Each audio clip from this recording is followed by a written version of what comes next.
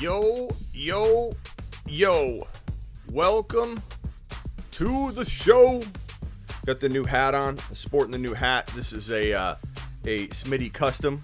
Look at this bad boy. Look at that bad boy. CD Lamb. Look at that bad boy. Smitty customs are on the way. get ready. Today, we have a wonderful slate of things to do. I've got it outlined a little better moving forward. Hour 1, NFL Draft Talk, picks 1 through 5. We'll go through the top, 15. We won't contain it to 1 to 5. You know that. Then hour 2, how to. A new segment I think we're going to do every single hour 2 of the show. Whether we have enough content to go through the entire hour 2 or not, we'll come up with new stuff. But we take it to the marker board during hour 2. And this particular thing I think you guys are going to like. It'll become a fan favorite of some of the content, even outside of the Fantasy Football Show live. You guys will be ecstatic about this new risk map, risk chart. I think we're going to call it the risk map. And basically, what we're going to do is plot players on this map of risk and try and paint a picture. Try and determine what risk a guy like Clyde Edwards-Helaire really has. So taking it into the upcoming draft class, what risk does Devonta Smith really have? Jamar Chase, these other rookies, or take a guy like Derrick Henry, a guy like Christian McCaffrey, a guy like Alvin Kamara, and we're going to plot them on the risk map and try and really unbiasedly take a look at this situation. And thank you for the super chat. D2W, Stu, 420, everyone. How about them Cowboys? Thank you, D2W. Stu is the man. I love Stu. So we're going to break all that down. Then hour 3, mailbag. So I'll go to the chat. I'll go to Instagram. I'll go to the phone lines. But more importantly, if you guys go to IG right now to @thefantasyfootballshow, just go right there. Instagram, The Fantasy Football Show, and leave me a video or voice message. I will play it on air. So if you want your question answered during hour 3 mailbag segment, get on over to IG, ask me a question, leave an awesome audio message, and I will put it on air as long as it's appropriate, as long as it's family friendly. I will put it up. So get on over there. Stu, you better leave a message, Stu, waiting for me, or somebody better, and make it good. Make it a good one. JP, make it a good one. If JP, you don't leave me some kind of intriguing question, nothing about should the Patriots do this or that, something good, a nice, fun topic to rant on, JP. I want it in hour 3, okay? All of you, Master Yoda, JP, Sergio, I'm counting on you. Stu, leave me a voice message that I can play on the show. Okay, so getting into the NFL draft stuff, what I've also decided to do, just not to sidetrack already, is when we have a guest, when they appear, whatever topic we're on, I think we're just going to roll with it. So we have a special guest coming in, JJ Zachariason from FanDuel. And he's going to be jumping in, and he'll jump in during segment 1, during hour 1, which we're talking NFL draft. So he's going to jump right into that conversation. So we had Trey Lance coming in hot on his Monday Pro Day, looking pretty darn good. I've been telling everybody that Lance is my dark horse to end up being the starting quarterback for the San Francisco 49ers come week 1. And I don't think they draft him as a project. Everybody's saying, he's a project, Smitty. He can't start, but Fields can. Like Fields is any less of a project. Like you're going to call Lance a project, call Fields a project. Like call all rookies a project. If you're one of those rookies just don't do well, Smitty. They don't do well. Rookies can't do well. If you're living in 1998 right now and you think that rookies don't do well, you think that Justin Jeffersons don't happen, that Herbert, Burrow, Jalen Hurts, even though it was a very short window, they got interrupted by freaking Peterson, who they did fire. You know, if you feel that wide receivers can't do what Lamb was going to do if Dak didn't go down, and Lamb's a whole nother topic. So overshadowed by our boy Justin Jefferson, who we have nothing but love for. Chase, 10 plus TDs, 1,000 yards in 2021, especially with the extra game that the NFL has given to every single team. 18 game season or 17 game season, 18 weeks of football. You're looking at another week to get to that 1,000-yard mark. So what's 1,000 yards even mean anymore? 58 yards a game is what it means. And, we got to reset our entire expectation for stats and records. And that's the one part that I hate about all this change is like we're accustomed to crap. We like to know where stuff is. And when you have a freaking new stat that you have no idea what it's going to look like, and all your records are gone out the window, we don't know what a 1,000-yard runner means anymore. Now it's a 1,100-yard rusher? He could be an 1,100-yard rusher. Is that the new saying? 10 TDs will be a lot easier. There are no 8-8 records anymore, which I actually like that part. I like that you're either a loser or a winner. No tie, even Steven trophies. It's you have a winning record or a losing record. Maybe you tie a game.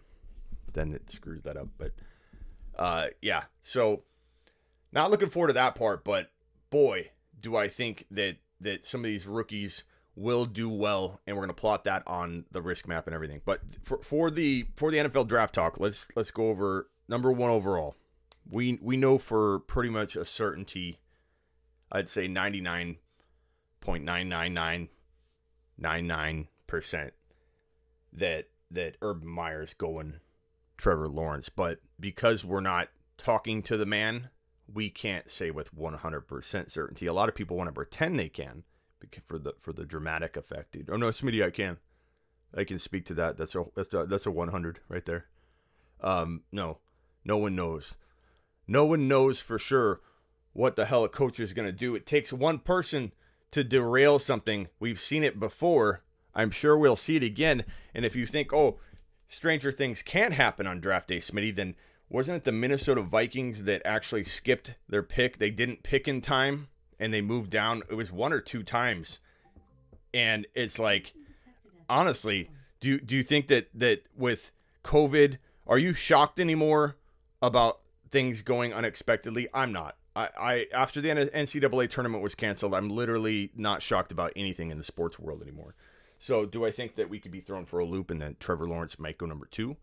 Yeah, but 99.999%, Urban Meyer was pretty much glued to Trevor Lawrence.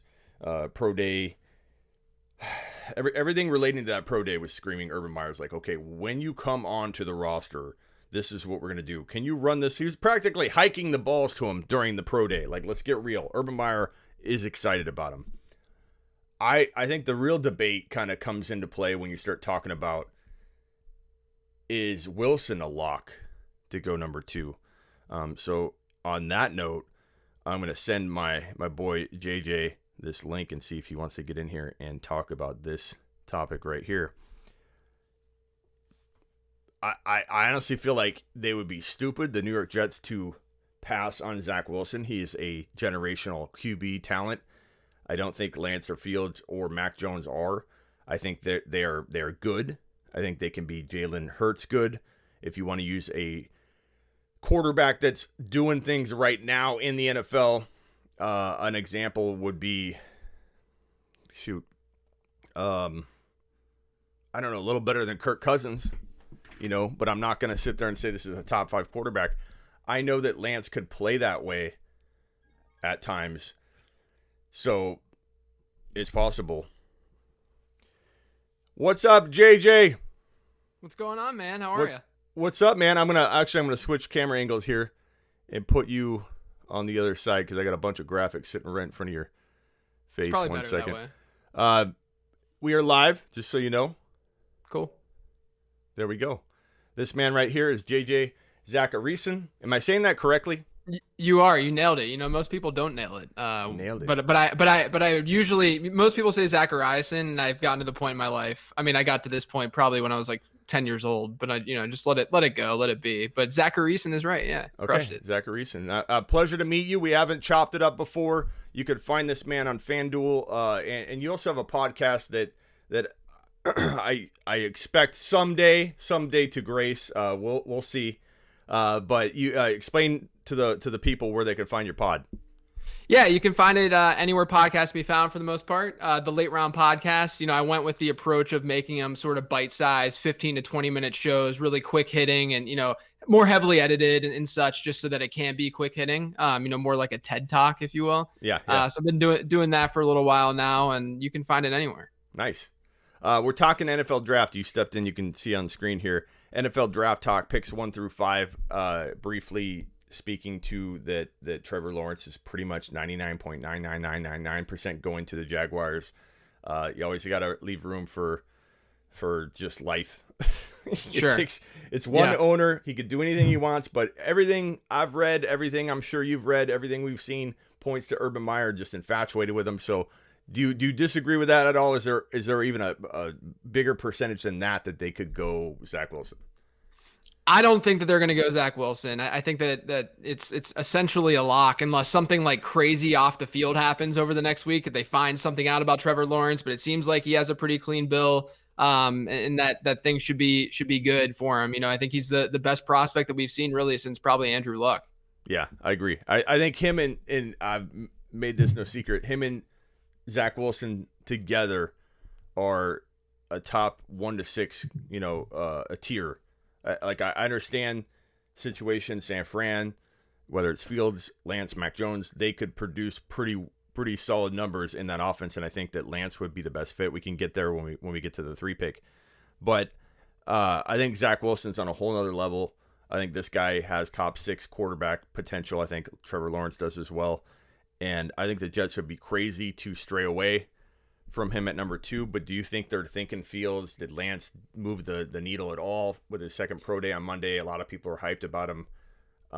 What's Salah thinking? This is a San Francisco 49er coach coming over, so we kind of have some ideas as to what he likes, what he doesn't like. But what are you hearing about that number 2 pick?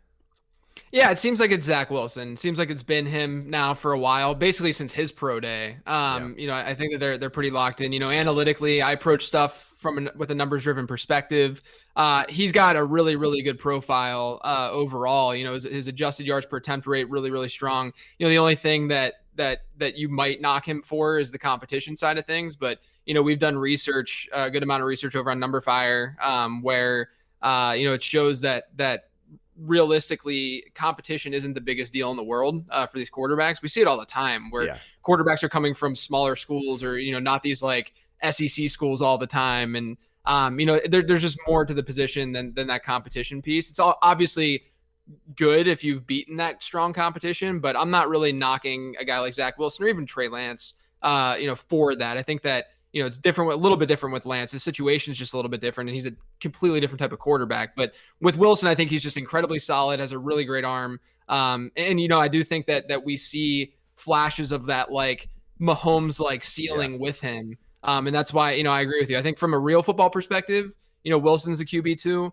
Fantasy, I think you can make arguments everywhere just because of the rushing ability that you're going to find with like Justin Fields and Trey Lance. But I think he's going to be the 102, and I think he should be. Yeah, I rewatched all the film. I do all my analysis in January, February. I do a talent-based evaluation ranking, and a lot of times come draft day right before and especially after, the rankings are very, very different because of landing spots. Example, Denzel Mims, I loved coming out last year, but once he landed where he landed, it was like, okay, pump the brakes. A little bit of a delay before this guy can mature. And ironically, he gets one of my most favorite quarterbacks to come out in a long time in Zach Wilson. So I think Denzel Mims could be in for a big second year.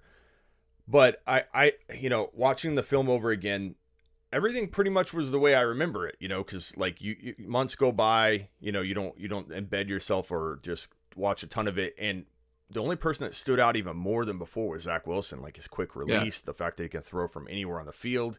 He throws better in an awkward like window and angle than most people throw flat-footed. Like, he's just phenomenal. Right. It's very, I've said it before too, Pat Mahomes like magic, and people get all upset about that. Like, you can't compare him to Pat Mahomes. Like, you know, I don't care. I can. I will. I think it's cool. I think it's cool too if there are elements of a player's game that remind you of another player. You know, it's not like you're saying this guy's absolutely going to be Patrick Mahomes. Just that you see these elements to their ability that align and match up. I think it's totally fine to do. Yeah, he's going to be Zach Wilson. You know, people will compare people to him. You know, and I feel that way about the wide receiver class, which we can get to after this. But so number 3. So far, you and I are in agreement. It's going to be Lawrence. It's going to be Zach Wilson. Like, very, like, not even a percentage chance that any of that, I think, could get thrown off track.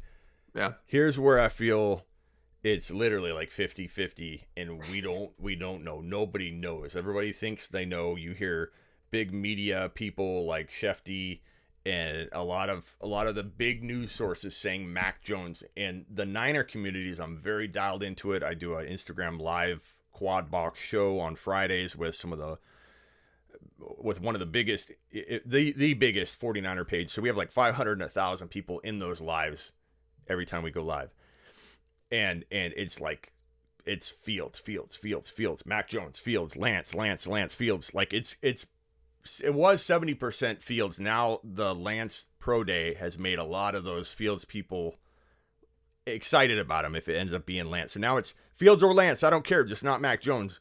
But somehow the big media outlets are talking about Mac Jones, and I don't know where it's coming from. I don't think they have any insider information because I feel like they're keeping it really hush over there in San Fran. What's your take on why Mac Jones is becoming such a big name to throw out by big media outlets, but not feeling confirmed on any level? So I think a lot of it has to do with the fact that people like to associate what's gone on in history for a lot of coaches and tie players from their historic. I mean, Kyle Shanahan's a great example of this, actually, because historically, you know, people even in the fantasy world, they would say, you know, go target Kyle Shanahan's ex receiver because his ex receivers always get fed. Well, he also had Andre Johnson, Julio Jones, and these like very, very good wide receivers that it makes sense why they would be fed, right?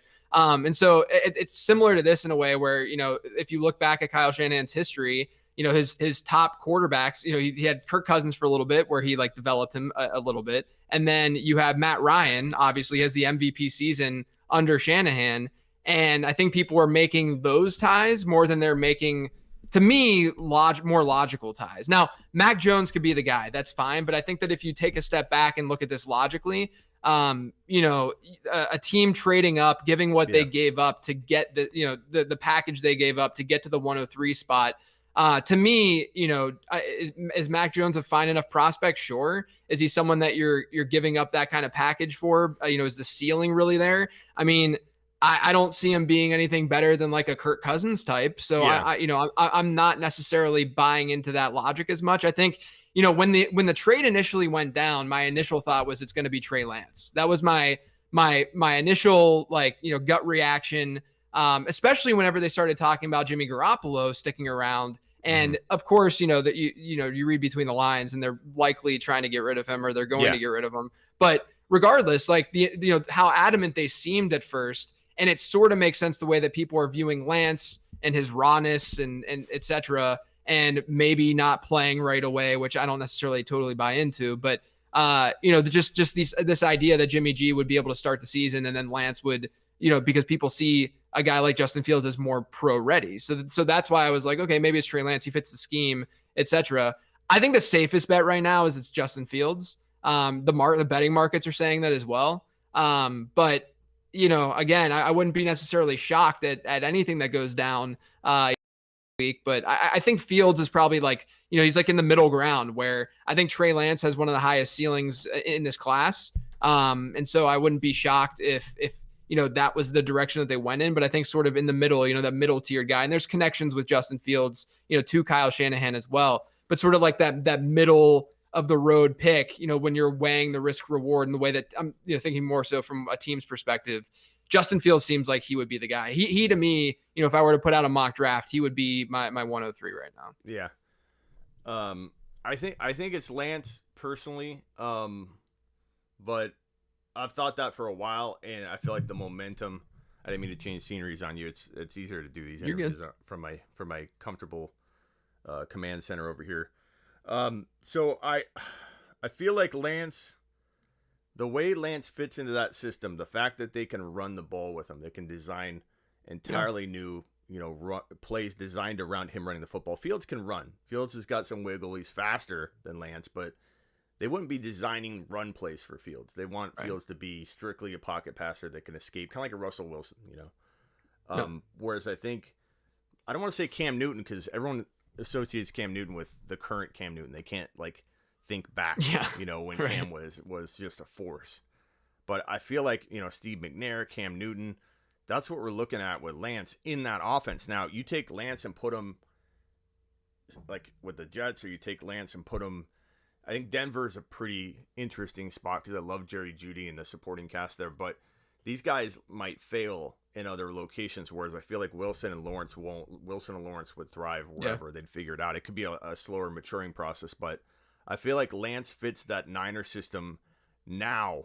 Everyone talks about project. Jimmy G has to stay if we take Lance, blah, blah, blah. But I think he's even better suited to start week 1 because of the running aspect and avenue he provides, which he knows how to. You don't have to teach him that. That's his bread and butter and innate instinct. So I don't know. I envision Shanny being really excited about his arm, which looks phenomenal. Everyone keeps talking about being a project, or that he doesn't have a lot of tape. Like you said, small school doesn't matter if you know how to scout a player. I don't hold any of that against him. I think that he is just as much ready as Fields is, in my opinion, despite having a less film, less games to look at. But he was also did everything at 19 years old. Like, there's so much room for improvement for this guy. So I think they're going to, in the end, go Lance, but it wouldn't shock me. I feel like it's almost 50-50. And let's say it's Lance or Fields. Does that change what happens in your mind at 4? Or, go over both scenarios? Yeah, I think at 4, then you're sitting in a position where Atlanta's an obvious trade back candidate. And we've been, people have been speculating and talking about that for a while now. I think that a team on draft day, gets very excited / potentially aggressive to get in that spot. If you just landscaped, and this is not necessarily how I feel about floor ceiling and these prospects, but if you were to landscape the league, I would assume that more teams like Justin Fields more than they like Trey Lance. And if you're in that position at 4 and Lance is the 3 pick, then you're going to get more calls, right? Atlanta's going to get more calls to trade up and get Justin Fields. Whereas maybe there's a less likelihood of a trade going down if Fields is the 3. Atlanta then gets Kyle Pitts, let's say, and then Lance starts to slide a little bit. Eventually, you would think a team's gonna try to trade back in and trade up, but there's only so many teams that would be interested. Once you get to Carolina and that Denver range, that's where you could end up seeing a guy like Lance go. Yeah, it will be interesting where he ends up, where Fields ends up going to, because of his. I feel like Atlanta's not out of the QB market necessarily. I think Matt Ryan's contract, agreed, is such that that coaching staff doesn't want a quarterback, but the ownership might. So if Fields were there, they may take him. But I feel like Pitts is the number 4. Do you feel like if you had to put a percentage on Pitts being the number 4 pick, what would you? I'd probably put it fairly high. If we were given that they were picking, I'd probably put it in the 70-ish% range. I feel like he's more than likely their guy. The only reason I put it at 70%, not higher, is just because it's the draft and things can be funky, and realistically Atlanta can go in a lot of different directions there. But I do think that Pitts is a smart pick, solid pick, and a high likelihood pick. And I know I'm throwing a lot of percentages at you that you're just guessing, and it's kind of a game. Okay, it's fun. If, let's say, Lance goes 3, what are the odds Atlanta trades out? I'd probably put it at 50-50 at that point. I think it's stronger because right now, I think the way that you look at, like I said, I think Fields is more likely at 3.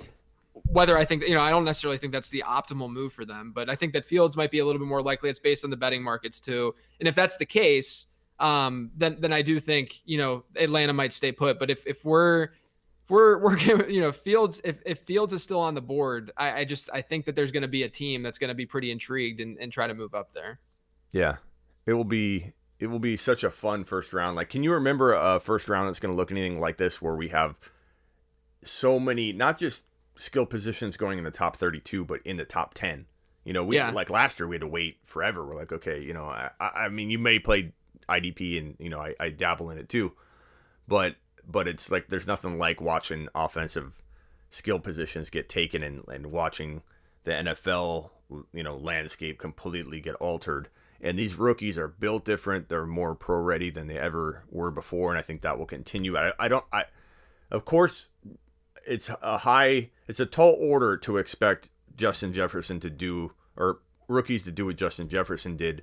But I think it's not going to be that crazy to see these guys come in and drop 1,100, 1,200 yards, 8, 9 TDs. I think Jamar Chase and Devonta Smith both could, especially with the extra game, pull in easily well over 1,000 yards and have that like 7 to 10 TD type of season, especially Jamar Chase, I think, if he lands in Cincinnati. Which brings us to the 5 pick.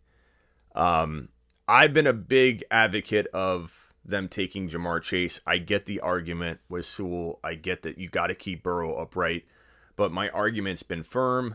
It's been, I've had heated debates with people about how just adding Jamar Chase alone improves the offensive line performance like that, because of the defensive attention that Chase gets, the different defensive schemes you're going to face when you have a guy like that on the outside, that there's no learning curve with Joe Burrow. They played together in college.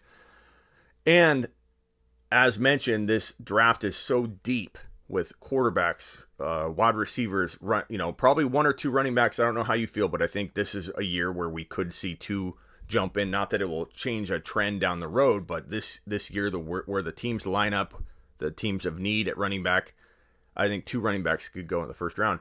You're talking about 12 to 15, maybe more offensive skill position players that go before the Bengals' second round pick. And you mix in all the defensive guys, offensive linemen are going to fall in a very deep O-line class. So Chase and Leatherwood or Cosme or whoever they end up getting in that second round far outweighs, I think, going Sewell and whatever they decide to do with that pick. But what are your thoughts on that? And what are you hearing, or what are the odds, in your opinion, that the Bengals go Chase over Sewell?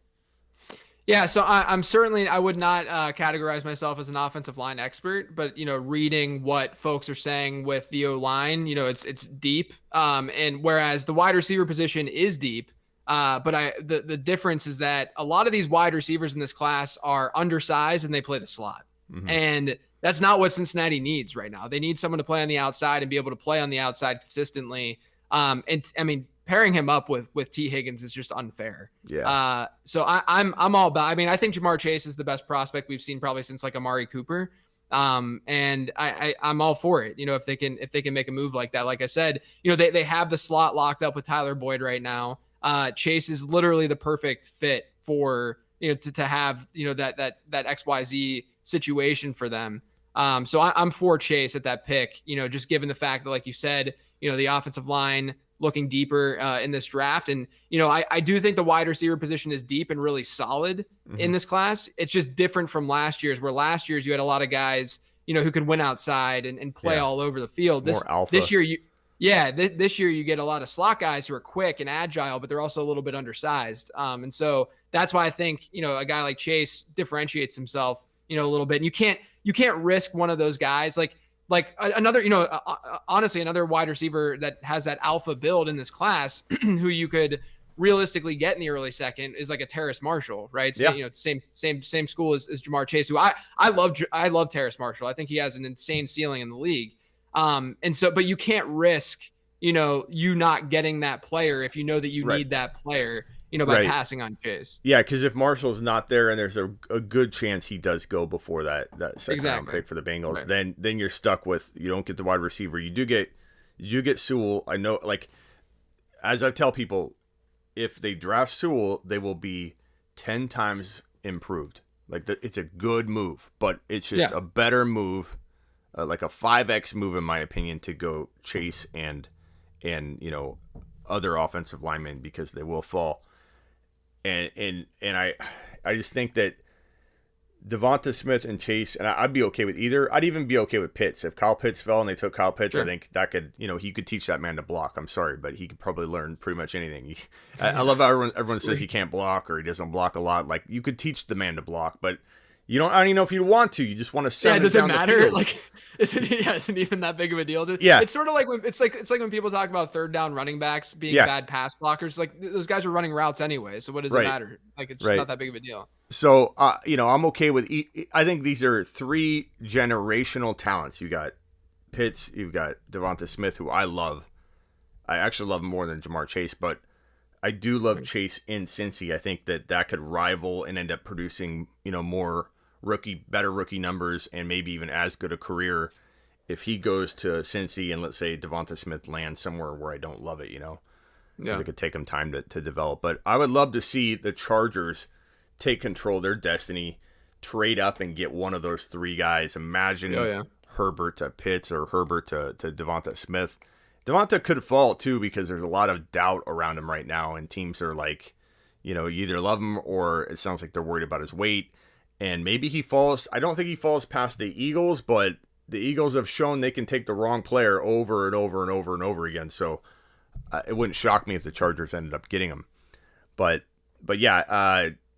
So what are some landing spots for some of the other skill position players? So like Pittsburgh is probably the most likely running back friendly team in the first round. Miami's probably, considering going running back in the first round. The Jets. Are there anybody outside of those 3 that you think would be a good fit for like ETN or Harris or Javonte Williams? Yeah, I mean, I'm still pretty intrigued by what happens in Arizona. I know they signed James Conner. I'm a Pitt alum. I'm from Pittsburgh originally. Grew up in Pittsburgh. I love James Conner to death, but he's a Jag. I mean, he's a very replacement level running back at this point in his career. And so I'm not really concerned about him. Just being the workhorse there. And obviously Chase Edmonds, great pass catcher there, but he's undersized, and he's had opportunity to take over that backfield, with what you could consider mediocre talent at times. David Johnson, his final year at Arizona, he was not looking good on film and analytically. And then, even last year, can you really, we're not going to sit here and say that Kenyon Drake is this stud running back. And so he hasn't really, Chase Edmonds, and then when he finally got the call last season, doesn't have a big game. So, there's reasons to believe that he's just not a workhorse. I don't think people should be drafting him as a workhorse. And so that situation, though, with Kyler, the fact that Kenyon Drake was top 5 in the league last year in goal line rushes, it's a very, very strong situation. I would love to see any of those 3 guys go there. I think that getting a pass catcher there, though, who could, just be a part of that dynamic offense, getting an ETN would be unbelievable. It worries me, though, because Drake, I might disagree with you a little bit on what Drake could have become, only because, he did so well in a couple of categories and then just wasn't used in the receiving game. So if I knew and felt confident, I'm in Arizona. Where are you at? Right now I'm in Charlotte, North Carolina. Okay. So I'm in Arizona. I'm pretty dialed into what's going on here. And I do feel like Arizona is still strongly considering Najee Harris. They just didn't want to leave it to chance, like we were talking about if Marshall didn't fall to the bank. Like, they're preemptively saying, what can we do to get the best running back room we can? So Connor was like a $1.4 million. It's not a big investment at all. Yeah, in terms of contracts for NFL players, it's not a big contract. So Najee Harris falls. I don't think Connor enters the equation. Like, well, we signed Connor, to this almost practice squad deal. Like, we can't bring in Najee Harris. Like, Najee Harris is still on their board, and if he's the top player on their board, and it's all about Kyler. Like, everything's about developing Kyler, protecting Kyler, trying not to get this man in a hit too much, because I think he would retire and go play baseball if he keeps getting hit. Like, I was talking about that with a buddy of mine on the show before, and we talked about what are the odds of Kyler calling it early and going and playing baseball. And it's like, he was not supposed to play football. He gave the MLB his word that he was going to go back and play one more college season. He ended up playing the pro. So this guy's a business decision maker, like, when it comes to this stuff. So you never know. Kyler Murray needs to be protected. And I think if they get Najee Harris, it's the best way to keep defenses off of him, trying to shadow him. And he needs to be able to throw the football on the run. We need to have some kind of threat up the middle. I really do believe that Najee would be the key to that. And so, I like ETN better, but I don't think we'd throw to him enough, because we didn't utilize Drake and Edmonds enough in the passing game for me to feel confident enough that we get the most fantasy-wise from ETN if he did land there. I do love ETN the most. Yeah. Chuba Hubbard's another favorite of mine, like later in the draft. He'd be pretty insane. I'd worry a little bit about the same things if he landed in Arizona, would they pass to him? But what other running backs, like Javonte Williams would be fantastic there, but I think he might go in the second, but you never know. Clyde went in the first, and that was kind of a shocker. So do you see those three as head and shoulders above the rest of the running back class? Is there anybody you like that could sneak in and become maybe that guy? Yeah, so I do like those three the most. The other thing about Arizona too is they don't have very good draft capital in this draft. So the fact that they don't, they would if they don't go running back in the first round, then all of a sudden there's trade up situations and trading back into the draft situations for Arizona, which is obviously more difficult to project then. But within this running back class, it's honestly a little bit similar to the wide receiver class in that it's undersized. Like we don't have a lot of like bigger bodied, can handle a full workload type, or necessarily at the NFL level, question mark wise, can handle those big workloads. So I'm really looking at, again, I approach my prospecting. I have a prospect model, and I approach it with a numbers driven angle. I watch every guy too, of course, but one guy that I think post draft, because in my model, draft capital matters so much more at running back than it does wide receiver, which is not shocking because these guys are going to get opportunity first. And, there's just a lot of reason for that. And, the fact that the running back position and volume at the running back position is a coaching driven thing. Coaches throw these running backs on the field, whereas a wide receiver getting targeted, he has to get open. He has to show that talent in order to get volume, targets thrown his way. And so, from a draft capital standpoint, I could easily see Trey Sermon being the RB4 in this draft. And the main reason is size. The size is there compared to a lot of these other guys. And then on top of that, we don't have a big sample of him being the guy in college. I mean, we really only have this final season where, he finally gets the call and we see him go berserk in these really big games, the Big Ten championship game, the college football semifinal. He goes nuts. And I could see a team then, looking at that and saying, oh, he's a gamer. We got to get him. And he has the right size and he can be a workhorse. Where do you see him? Pittsburgh could be. Pittsburgh. Pittsburgh is like so if Pittsburgh doesn't go Najee in the first round, I think that Trey Sermon's going to be one of their targets. Yeah. Yeah. He's one of the few guys that it's I'm not like blown away by him as a prospect, but he's one of the few guys in this class that has the size. And, realistically, BMI a wide receiver and size a wide receiver is not that big of a deal, at least what I've found, analytically. At running back, it matters. I mean, smaller guys, especially smaller guys who, don't test very well athletically, like a Devin Singletary, or even a Michael Carter to a degree right now. It's a little bit scary because of how he tested, right? I like him. But Trey Sermon at least has the size. Yeah. What makes Kamara stand out then? Because he definitely fits the mold of a smaller frame, but yet, he sustains in that range of top 5, production and volume. Yeah. So when I prospected Kamara, from an analytical perspective, one of the big metrics that I look at 3 main production metrics for running backs aside from like size and BMI and teammate score, stuff like that. One of them is receptions per reception share, best season reception share. One of them is yards per team attempt. And so I'm essentially just looking at the percentage of catches that a player has within his own team. And then I'm looking at how many total yards a player had within the context of his team. And Alvin Kamara as a prospect, his receiving profile was awesome. It was really, really good. And the fact that he landed in a place like New Orleans, because again, I think landing spot from just experience / what I've researched too, landing spot at running back is going to be way more important than a wide receiver, especially if you're talking like a Jamar Chase or a guy who can play everywhere, like he's going to thrive no matter where he goes, But with running backs, it's significant. It matters. And when Alvin Kamara and that skill set landed with New Orleans, it was a match made in heaven. I mean, he had the receiving profile already there.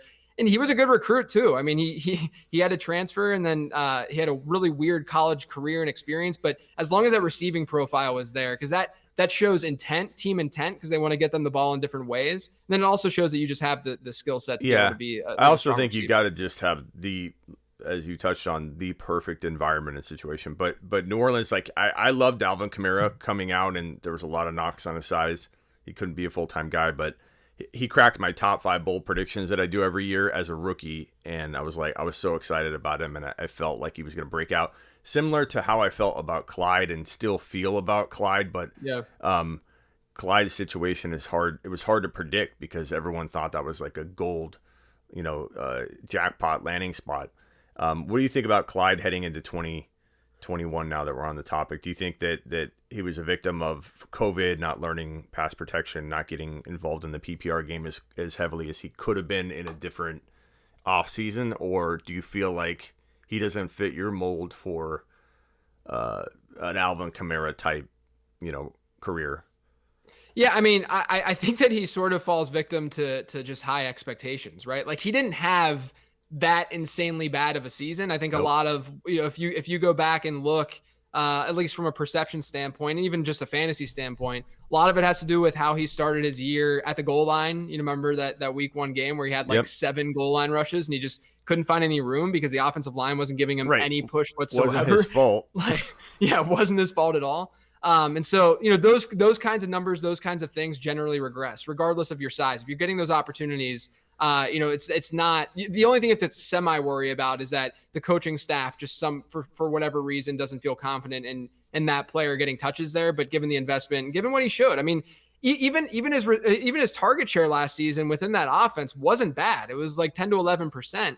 And so if you're seeing that out of a rookie running back, I feel like his secondary numbers and his peripheral numbers really were what we should have expected from the start. Like his running back rush share wasn't all that bad. His target share wasn't all that bad. He showed flashes too, especially like in the playoffs. He had a couple really, really big strong runs. In the Super Bowl, he had some strong runs. I'm still in on CEH. I think he's going to be a really nice value. But I mean, I think he's a nice value in Dynasty, just given startup ADP. But I also think he's going to be a good value in redraft. I still am all in. I feel like it was one of those situations, man, where I know you've been doing this a while now too, and it's like you have those years where you're like you can't feel more unlucky with a call that you've made, and you're like, you got to be kidding me. Those goal line rushes, and everyone coming to conclusions like they know what Andy Reid's thinking, like he's not the goal line back anymore. Right. Did you have a conversation with him? Because I do know Andy Reid probably looks at it a little differently than you when he sees him in practice, talks to the guy.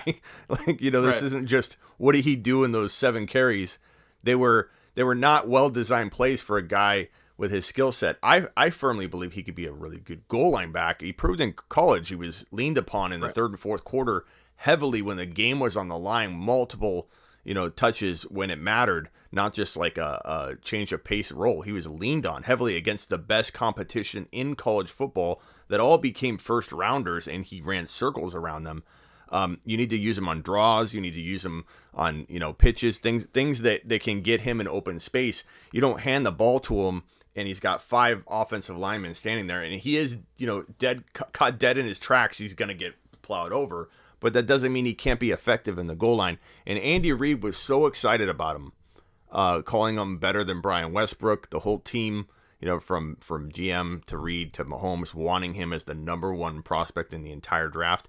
He's not running into that whole the team doesn't believe in him situation. Right. It's releasing Damian too was a good sign that they want to move forward with him. COVID really hampered his PPR potential and pass protection learning, so I'm all in as well. And I think he's going like around 3rd round range, which is fine by me. Yeah, perfect. What the opportunity cost isn't that big there. Yeah. Would I want to pay first round value anymore? No, there's risk that you can't account for at that value. But the good news is you don't have to take them there. So predict landing spots if you had to. First of all, how many running backs do you think go in the first round? 2 or 1? I'm saying 1, and I think it might end up being Pittsburgh.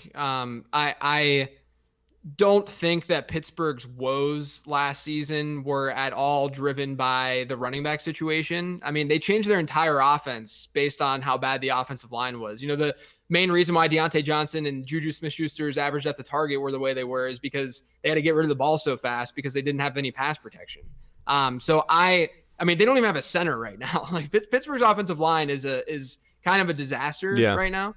And so I do think going O-line is smarter for them, and then getting a guy like a Trey Sermon who probably is going to be replacement level at the next level more than likely, but maybe he has some of that ceiling. Or Javonte Williams. If Javonte falls, and of course you got to go. That's the ideal scenario, right? If you get O-line and Javonte, that would be ideal. But I do think that they're probably the most likely right now in the first round to go running back. But just given what we've seen, over recent history, I'd say one is the right line. Yeah.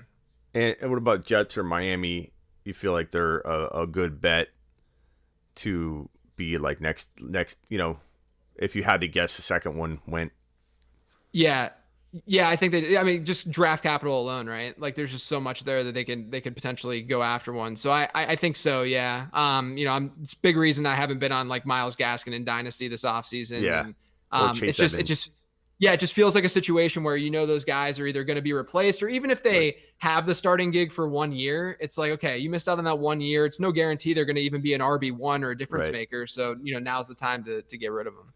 Yeah, I felt that way about Edmonds. I felt excited about Dillon, but I did feel there's a really good shot, even heading to free agency, that Aaron Jones would find his way back, and he did. And yeah I think that Edmonds has not been a guy I've been super high on, especially if they end up drafting a running back. Even if they take, like, let's say Chuba Hubbard, or I forget where the Cardinals pick, if they move that pick in the second round. Do you know what pick they have in the second round? I think that they have the first, and then they have the third. Yeah, third and then fifth, maybe. Okay, yeah. I can't remember off the top of my head. They could maybe land a Chuba Hubbard. They could maybe land a Carter. Yeah. Like, I don't think they're necessarily done at running back, even with the little draft capital I agree that with they have. That. Yeah, I agree with that. It just depends on if they get that guy in the first, or if they wait a little bit and then you kind of go from there. Wide receivers, Devonta Smith. How do you feel about him, and where do you envision him going in the draft? He's the hardest prospect that I probably have had to prospect. And I only say that because again, coming from an analytical perspective, and the things, and this, by the way, has very, very little to do with size. Again, I don't really, my model doesn't really care that much about size, but there are some red flags within his analytical profile that scare me a little bit as a first rounder. So one of those being that he wasn't an early declare wide receiver. And I know that you can sit there and easily make the argument that he could have declared last season. Would he have been a first round pick? I don't know. But the bottom line is that the reason there's signal with early declares and non-early declares is because if you're very, very talented, you're going to come out if you're a first round pick, right? Like if Devonta Smith were locked in the first round last year, chances are he wasn't going back to Alabama, right? And so when you look at his profile, I'll just give you some numbers because I think it's interesting. At least since 2006, we've seen 50. This is when my model dates back to. We've seen 53 wide receivers drafted in the first round.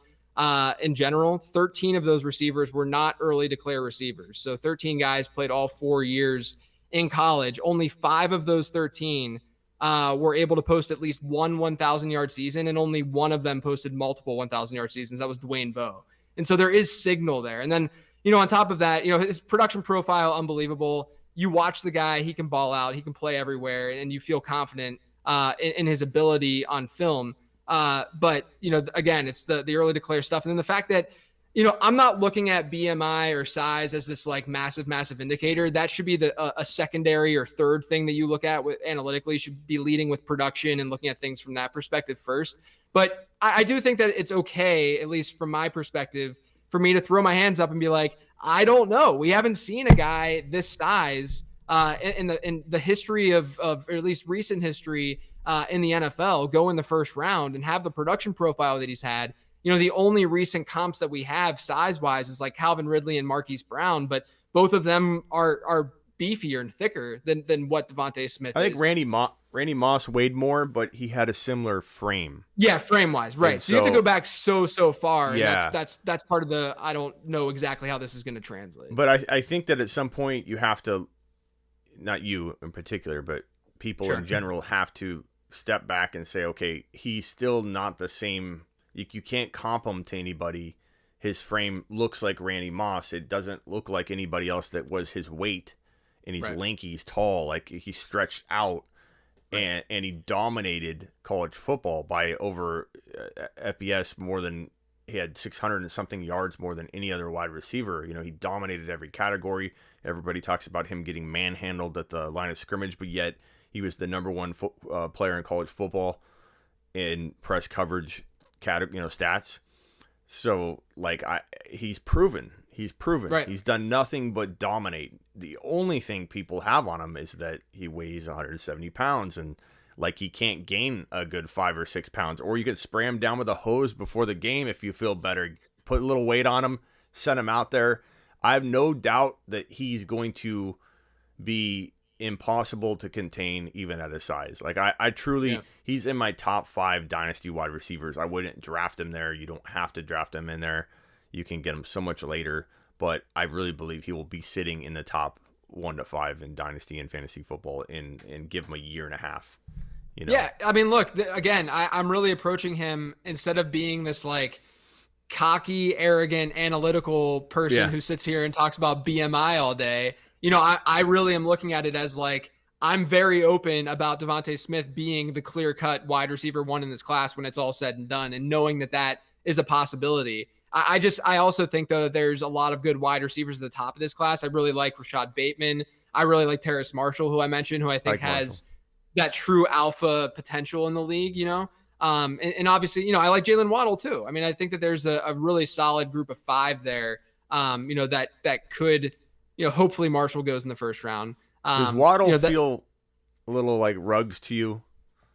So the difference between the two of them, you know, so from a statistical profile standpoint, Waddle still looks better than Ruggs does in my model, even though, you know, he barely played. The difference, though, is that when you give, you know, when you give Ruggs context, the only context that you could give him to make him look better was that he played with good teammates, right? Yeah. Whereas with Waddle, he played with good teammates and, you know, he had a good freshman season where he outproduced Ruggs, where Ruggs was a sophomore and Waddle was a freshman.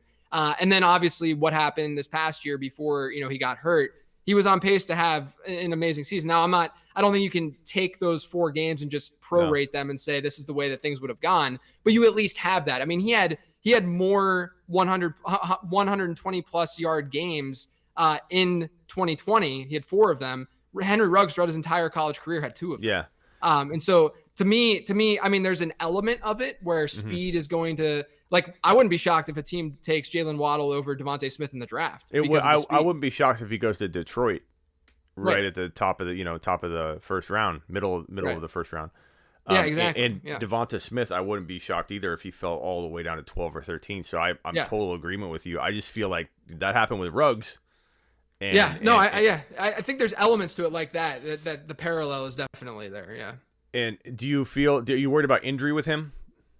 Ruggs? Not really. Not really. I've talked to some some folks who work, you know, who are doctors and stuff and are smarter than me with that kind of thing. And they don't seem as concerned or that concerned. So I'm not, you know, I don't think it's like a Tylan Wallace situation. I'm a little bit concerned with like a Tylan Wallace who had the ACL tear, has like his brother has a history of ACL tears and stuff too. And maybe there's like some genetic thing going on. I think there's more concern there than I would have with a Waddle. Okay. Yeah. I don't know how I feel about Waddle. I like Waddle. In the right spot, I like him, but I just don't see him on film. Doesn't stand out to me, at least yet. And that can change. I'm open-minded about it. I'm not shutting the door on him. I'm not calling him Ruggs, but he feels a little bit more in that vein than in the same vein as Chase and Devonta. So I'm a little cautious with where he goes. And I feel like if he goes to Detroit, that's not going to be a good spot for him. Yeah, I agree. I agree. You know, whereas I think Devonta, I feel like he could survive a little bit better. We've seen receivers like Calvin and AJ and Hopkins for a part of his career still produce really elite numbers with a bad situation. And I think out of Chase and Devonta Smith has the most opportunity to, I think, come out of that as a top guy, whereas Chase needs to have a certain situation, kind of like DK. I think DK fell into an ideal spot and he can be a top 5-6 wide receiver in his spot. But if he wasn't in Seattle, or he wasn't spoon fed a certain way, I think he would have a tougher time. If that makes sense. I think Devonta Smith has that kind of feel. Kyle Pitts, if he doesn't go to Atlanta, what places would ruin him? New England would ruin him. Detroit would kind of ruin him. If they end up going in that direction with Hawkinson there. It would just be, I shouldn't say ruin, just because there's not, the competition isn't there. I mean, I was doing projections earlier today, and I looked at the Detroit wide receiver depth chart, and I almost vomited all over my keyboard. It just looks so bad. Ruin. I mean, like, he's not a, we're all like celebrating on the streets. Like we knew it. Like, ruin would be like he's an average tight end, or it takes a while to get going. I think Detroit, New England. Yeah. There are a couple spots I don't like that he could land in. Problem is, a lot of teams would want to take him no matter what, so you don't even know what his landing spot's going to be if he falls. But Atlanta's pretty good. I feel like there are better spots than Atlanta, but if I can get rid of the risk that he has to get past, like, Detroit and, let's say New England moved up, I'd rather him go to Atlanta knowing what we're going to get out of him there. Yeah. I also have I still think Cincinnati's in play too, like we said. That would be a strong spot for him as well. If Dallas would be awful. Yeah. Yeah. It would be, Dallas would be interesting, because the adage of too many mouths to feed and stuff. I agree to a point, right? Until you get just an insane number of good pass catchers, you can't make that argument anymore. Like, you can see that if you're building on projections and stuff. If you have elite player after elite player after elite player, eventually you can't gobble up as much target share as your talent allows you to. It's more of a floor thing than a ceiling thing. So I people are rooting for him to a degree to go to Dallas, but I'm kind of with you, where I'm just like I love CeeDee Lamb, and that could hurt Lamb a little bit if Lamb continues to play in the slot like he did this past year. And then I don't know if it would be as ideal as Kyle Pitts just like being the guy in a lot of these other spots. It sounds great, but it may not be as great. I think if Pitts were to, and he won't, but if he were to get to 10, there's no way he's getting out of that 10, 11, 12, 13 run. Yeah, because it's every ideal landing spot for each team, not necessarily for him, but Dallas, Giants, Philly, Chargers. I think if he went to LA and was playing with Herbert, it would be that's my most ideal landing spot for either Smith or Pitts. I think that would be phenomenal. Yeah, agreed.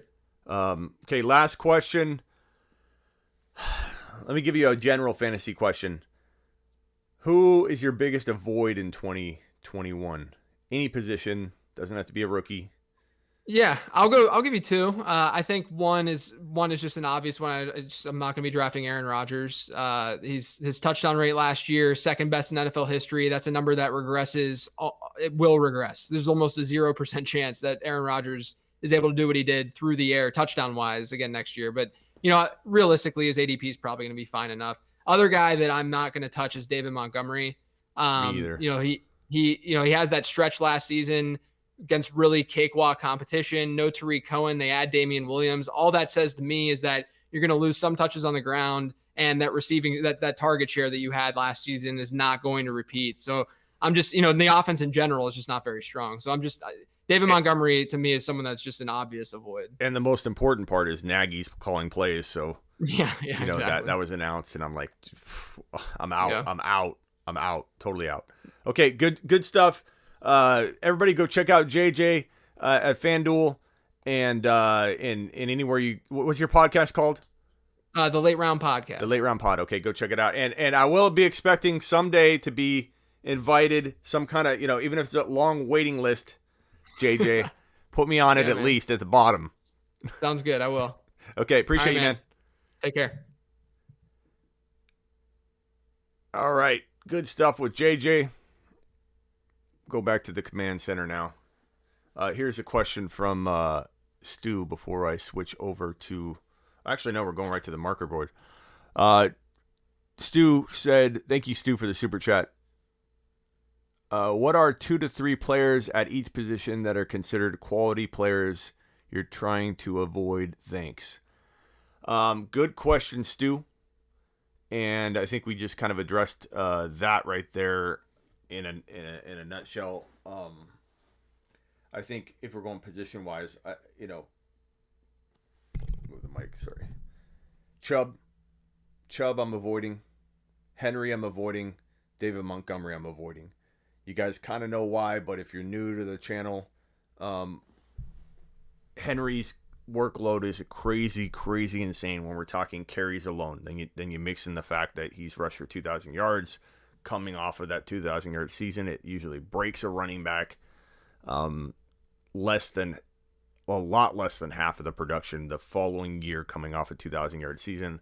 I know it's very quick. It's very easy to get drawn into the workout footage of this guy doing push-ups with chains around his neck and all that. But the bottom line is you're talking about your knees. You're talking about holding up the mileage on the legs. It's not about arm strength or upper body or catching footballs. And, people are getting excited saying he could catch 60 passes this year. Well, why? Because he's running routes like that. Don't let a lot of that influence you. What I would say is Derrick Henry in the right draft slot, I would be willing to take the risk. But if you're taking him as a top 5 running back, you're running, I think, the risk of a big letdown because of what history tells us about running backs that have had his mileage on top of the length of career that he's had. He's not a spring chicken. We're talking about 4 years ago, this guy being talked about as a potential bust because he never got a full opportunity. The Titans never fully invested in him, and he was literally multiple years sitting there unused, and then he kind of comes around. So it's not like he's super young mileage wise, guys. I understand he hasn't been doing it for 7 years workload wise, but the 5th highest carry season ever in college football history. He's got a ton of miles on him.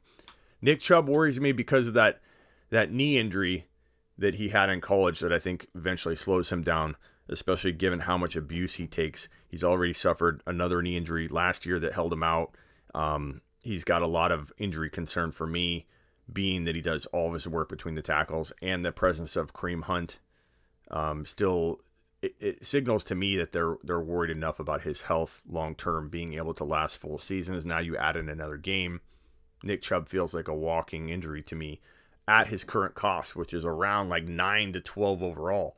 I would just rather have other players. Wide receiver, I'm staying away from Julio unless he falls to a very good value. I don't know that he's going to stay healthy. I stay away from Amari Cooper at a high value range, but I get back in because I don't doubt him. I'm not calling him a bust, but I think that Lamb does take a step forward. So depending on where Amari Cooper is getting drafted, I'm more about CeeDee Lamb in 2021 than I am Amari Cooper.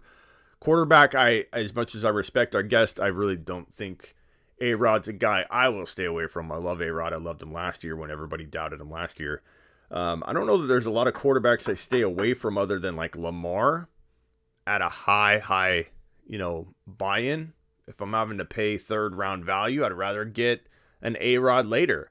I'd rather get a Justin Herbert over Lamar. But that's me. And tight end, not really avoiding any tight ends. There's only a couple big-name guys anyway, but would I draft Kittle or Waller in round 2? Probably not, because I feel like, that's a little early for a tight end for me. I never like the way my teams end up shaking out, push come to shove, when I go too early at the tight end position. So hopefully that answers your question, Stu. I appreciate the super chat, and let's take it on over to the marker board, where I have exciting news. We are now, I repeat, in a new phase of the show. So I'm going to move our little indicator down, and I'm excited about this new segment that we're doing. Hour 2 of the show every Tuesday and Thursday is going to be How To. How To with Senior Smitty. And today, yes, Swift is another one, Ian. I'm staying way away from Swift. This is going to be an awesome segment. We're going to do this a lot. But this particular board, this is the risk map. And I'm going to write it right here. The risk map. and we're going to coin this Shiat. This is going to be a big deal. This is going to be a big freaking deal. Is it better with the light on or off? It's probably better with it off or on. So this is the risk map. We are going to try and solve this little problem we all have where we end up not seeing risk properly. We end up misjudging Clyde Edwards-Helaire. We don't do a good job of seeing injury potential coming or missteps or situation. So what we're going to do today is debut the risk map. And we're going to plot these guys on the risk map. We're going to maybe even look at it retroactively and try and figure out where we would have plotted somebody last year.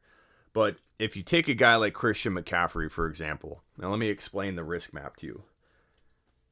5 to 10, lack of risk.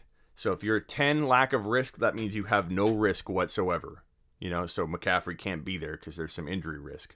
But you want your player above 8-8 as much as possible. We don't want to draft any players that are below 5 on the lack of risk anyway. Okay, this would be like your Jordan Loves, your Jordan Reed. You know, I'd almost say Brandon Cooks falls really close to this 5 range. That, if you get my drift. So lack of risk, you want your player in the 8 to 10 range. That's a sweet spot. That's where the green line starts.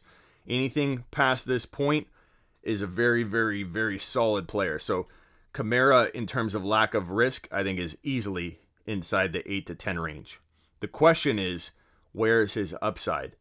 We don't want anybody below 5 for upside. Below 5 would be somebody to the likes of, I don't know, you could say, you know,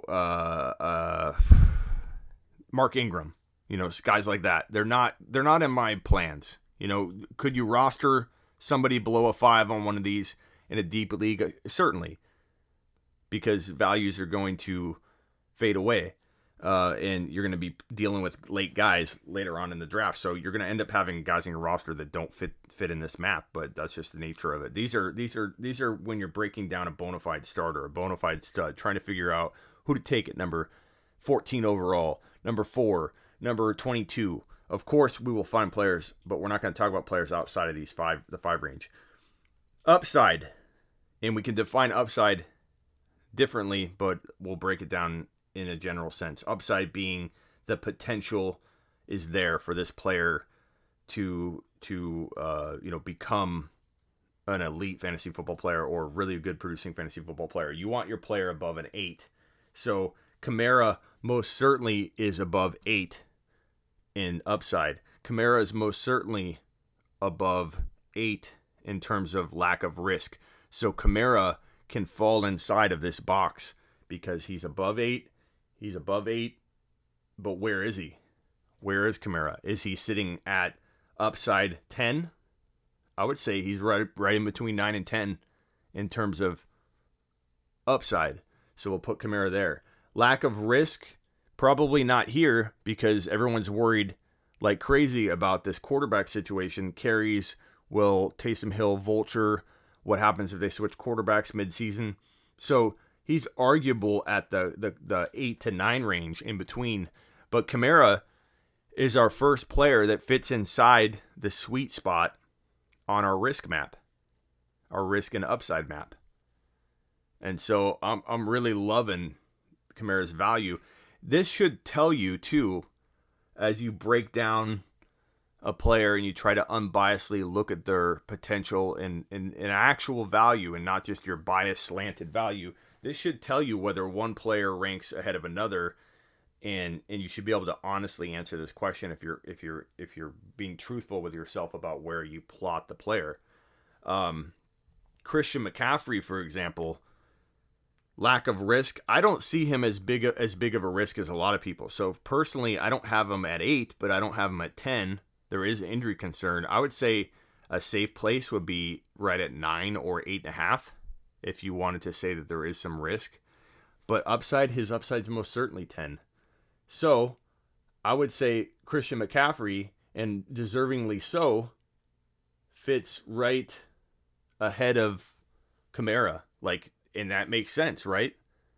And that should guide you as to who you should draft ahead of the other, because the upsides are both around 10 for each player, and the risks are way above 8, but McCaffrey is just a touch, I think, further along on the risk map chart, and he makes a lot of sense for the number 1 overall pick when you look at something like this. Take a guy like, and if you guys got a name you want me to throw up here, toss it out, but take a guy like Chubb. Chubb has a below 8 risk, in my opinion. Now, he has a ton of upside. So, does he have this kind of upside? Probably. Does he have below 8? No. I can be honest. And this is where, I might be honest with a bust candidate of mine, and then I plot him on the risk map, and I plot other players on the risk map, and I realize he's not as risky as I probably am making him out to be, because I'm objectively looking at it and plotting these guys honestly on the map on these each individual category. So Chubb has upside. Here's the upside section. He's above 8. He's probably not above 9 in my opinion. I think he's right about 8.5. And he certainly has a lack of risk that is not above 8 because of his knee injuries and issues. I would put it more like right here is where I would plot Nick Chubb, outside of the sweet spot, still above the 8 mark in upside, not low enough on the risk map to take him off my board or anything like that, but I certainly don't have him as high as other people do, and evidence is right here. Another player I think you could use is Derrick Henry in the same vein, and say that his upside is probably here and his risk is probably here. So Henry is closer to being inside the sweet spot than Chubb for me, because his upside is so big. He's still got risk that's, I think his lack of risk is not in the sweet zone of 8 to 10, but it's certainly not also like below 5 or at 6. It does feel like it's worth understanding that he could disappoint you if you draft him at value that's within this sweet zone. This is cream of the crop. This, you won't find a lot of players falling into this zone right here. And so I think you got to be careful. Are you buying these guys at the draft capital of a 8 to 10 on both sides of that map? Jefferson. Jefferson has an upside, I believe, of between 9 and 10. He has a risk zone, I think, that is probably in the 8 to 9 range, only because he's dependent on Kirk Cousins. He's dependent on getting volume in an offense that, Kirk Cousins goes down. What happens? I mean, you can make that argument for any receiver, really, but because he's in his second year, because people worry about sophomore slumps, a lot of people are wondering if he's going to produce the same kind of numbers. It just makes him a little bit risky to bank on any higher than, I'd say, 8, between 8 and 9, but his upside feels like right here. So what's amazing about this is this should tell you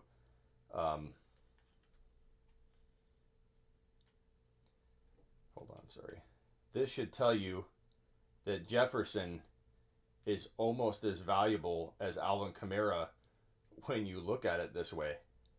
So Jefferson, to me, falls into the sweet spot. What's up, Bilo? What's up, Ian? If you got a name you want me to run on the plot on the risk and upside map, let me know. So this is a risk map if you're just joining, and we're plotting players on this risk map. And as we plot these players, we're plotting their upside with the ideal sweet spot being 8 to 10, which is this green line here, and lack of risk. Player with absolutely zero risk would be 10. And then we're not worried or concerned about players below 5 on either category. And we're trying to unbiasedly plot these players and see who falls in the sweet spot zone of +8 in both categories, both sides of this chart. It's like a heat map, but for risk and upside. So if you have a player you want me to run through it, drop it in the chat and I will. So a guy like Monty, for example, Montgomery, we'll do Saquon next. Montgomery has, I would say, upside around 8. He finished number 4 for all running backs last year, so we got to give him the respect he deserves. The upside's 8, but where's the risk? Where's the risk? Is it 8? No, because he had a soft schedule. He had a freaking kind of a unique situation fall just right for him last year. Usage was there, game flow was there, but now Nagy's calling the plays. He won't have the same schedule. He did suffer that injury, which was a little bit scary at the moment that it happened. We thought, oh my God, the guy's done. I don't know if people remember that injury, but he rebounded, obviously well from it, enough to be number 4 overall. But I certainly wouldn't put his lack of risk in the sweet zone of 8 to 10. I would say Monty's easily drop Monty. I'd say Monty's easily in the 6 to 7 for risk for me, and putting him right at 8 for upside. So Monty is not anywhere near that sweet spot zone, if you ask me. I got a request for Dak. I got a request to do Barkley next, so I'll put Dak in the queue. Mr. Prescott. Now, this won't tell you everything. Like, you've got to understand that, Dak is only going to be ranked so high, but you might have a quarterback fall into this sweet spot. We're doing every quarterbacks, receivers, everything. Dak, we'll do Dak next. So Barkley has an upside of 9 to 10. So he's right here. His risk is pretty real. So I would probably say he's on that 8 line. I think because he's such a physical freak, and because I'm predicting that he has a recovery like none we've seen before, it would be the closest thing would be AP because of his core thigh strength and surrounding muscles around his knee, that he's going to have a tight joint. A tight joint helps you trust that knee. Trusting that knee is how you get recovered quicker. And, basically I think Barkley will look almost as good as new. Now, does he have any setbacks, or is he injury prone in general? Because right before he tore his ACL, he almost was out for the year with an elbow injury, the exact play prior to tearing his ACL. Like, there is some concern, but he was also facing a bunch of tough defensive situations. And with Golladay there, with the likelihood that they draft another offensive weapon and just improve that team overall, the fact that they'll be able to move the football down the field, that makes me feel like Barkley's going to be facing different defensive schemes right out of the gate, which will help Barkley. But I think he's still not inside the sweet zone box, only because he's right on the edge. He's like on 1 foot in, 1 foot out, not because of upside, because Barkley is clearly a 9 or 10 in terms of upside, but that risk factor keeps him outside of the sweet zone. So we have Barkley right here, Kamara, Jefferson, Dak Prescott, Dalvin Cook. I can do Dalvin Cook next. Dak Prescott is a good one. I think risk with the foot, the ankle, you got to put him below 8 to 10 for lack of risk. He doesn't fall in this category, unfortunately. So Dak's probably right around here, a 7, I'd say, which isn't disrespectful coming off the injury that he had. And then upside, I would say he's right around here. So in a sense, he's got more value than Montgomery from this perspective. Like a little bit more upside or same upside, a little less risk than Monty, or maybe the same. I'd probably say these guys are probably the same. I'm not saying to draft Monty and Dak the same, but relatively within their position, this is telling me that they're very similar. And if you think about it, that makes a lot of sense. Like, Dak is a number 4 to what? Number 4 to 6 overall quarterback. It kind of feels right. Like, Montgomery's got a 6 to 10 type running back value to some people. So I'm not sure how you feel about Monty, but that feels about right. Joe Burrow. Burrow. Joey B. Joey B's next. Dalvin Cook is currently up. So Dalvin Cook.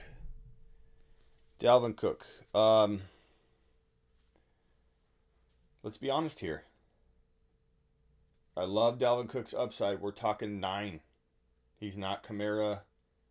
Well, he's between 9 and 10. He's right on the verge of being as valuable as Kamara upside-wise. I think what people maybe are going to say is, no, they're the same, Smitty, because they're going, 2 and 3, 3 and 2.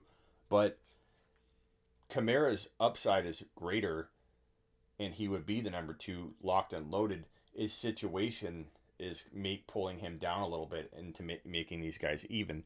But with Dalvin Cook, his situation's fantastic, but it's the injury risk. So I would say Kamara and Cook are about similar, but Cook slightly below him in terms of upside. So like 9.5 versus Kamara's 9.5 to 10. Not 10, but like 9.5 to 10. I think Cook is right about 9 to 9.5 in upside. But he's also right on, just like Barkley, right on that 8 mark. So he's not inside the sweet spot zone. So currently, out of all the players we've done, the only 3 that have made it inside the safety box the sweet zone sweet box is that's from 8 to 10 in lack of risk and 8 to 10 in upside is Alvin Kamara, Christian McCaffrey, and Justin Jefferson. Those are the only 3 players that I've been able to plot inside that sweet zone, that sweet spot. Joey B. Now you might ask, hey, it's unfair because quarterbacks won't go in there. Not true. Let's say I plot, wait till we do Mahomes. Mahomes is next. Just because I plot a Mahomes right here doesn't mean you draft Mahomes over Christian McCaffrey or Kamara or Jefferson. It means that positionally they are as valuable and they're in that safe box. So you will see quarterbacks in here. You can see a tight end in there. Burrow has a lot of risk. Not a lot, but he's not above 8. But his upside's huge. But I think it still puts him right around Dak. A little higher than Dak. Little higher than Dak for me. And we're kind of using like a dynasty and redraft mentality here, a morph between the two. I'm not like deciding one or the other. It's kind of a mix. Mahomie is next. Deontay Johnson and Clyde Herbert. Okay, you guys are giving me some good names here. So Herbert,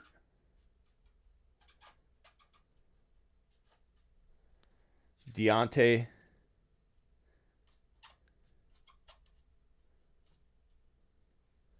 and Clyde.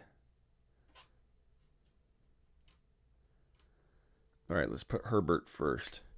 Herbert, and this is going to, I think, really identify whether I'm too high on guys myself, and I may be. I might be way too high on some of these guys. Or I might not be high enough. This is what this is going to teach us. I feel like this separates the bias because I'm being honest about plotting them. And I might add another category.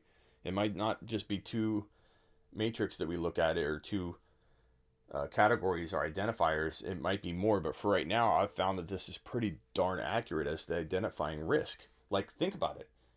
I mean, we've got Burrow, Dak, and Monty. They look relatively appropriate right here. Like, I love Burrow, but he has risk. Like, there is risk, and we're being honest about it. Jefferson, Kamara, and CMC, they do feel the most secure at their positions. The most locked and loaded. You may worry about Kamara. You may feel like Kamara's got situational risk, but he's still relatively safe. He did actually increase his 83 receptions per season that he's averaged for his first 3 years in his career. And then in year 4, he actually, what do you have, 86? I mean, he's safe, and there's reasons to believe that with a full offseason of work with the quarterbacks, they can learn the playbook efficiently, and he won't be looking at that situational risk as much as people, I think, are anticipating. You know what I mean? Like, I don't know that he's going to have the biggest risk risky situation that people expect with a whole offseason, even with both quarterbacks potentially rotating.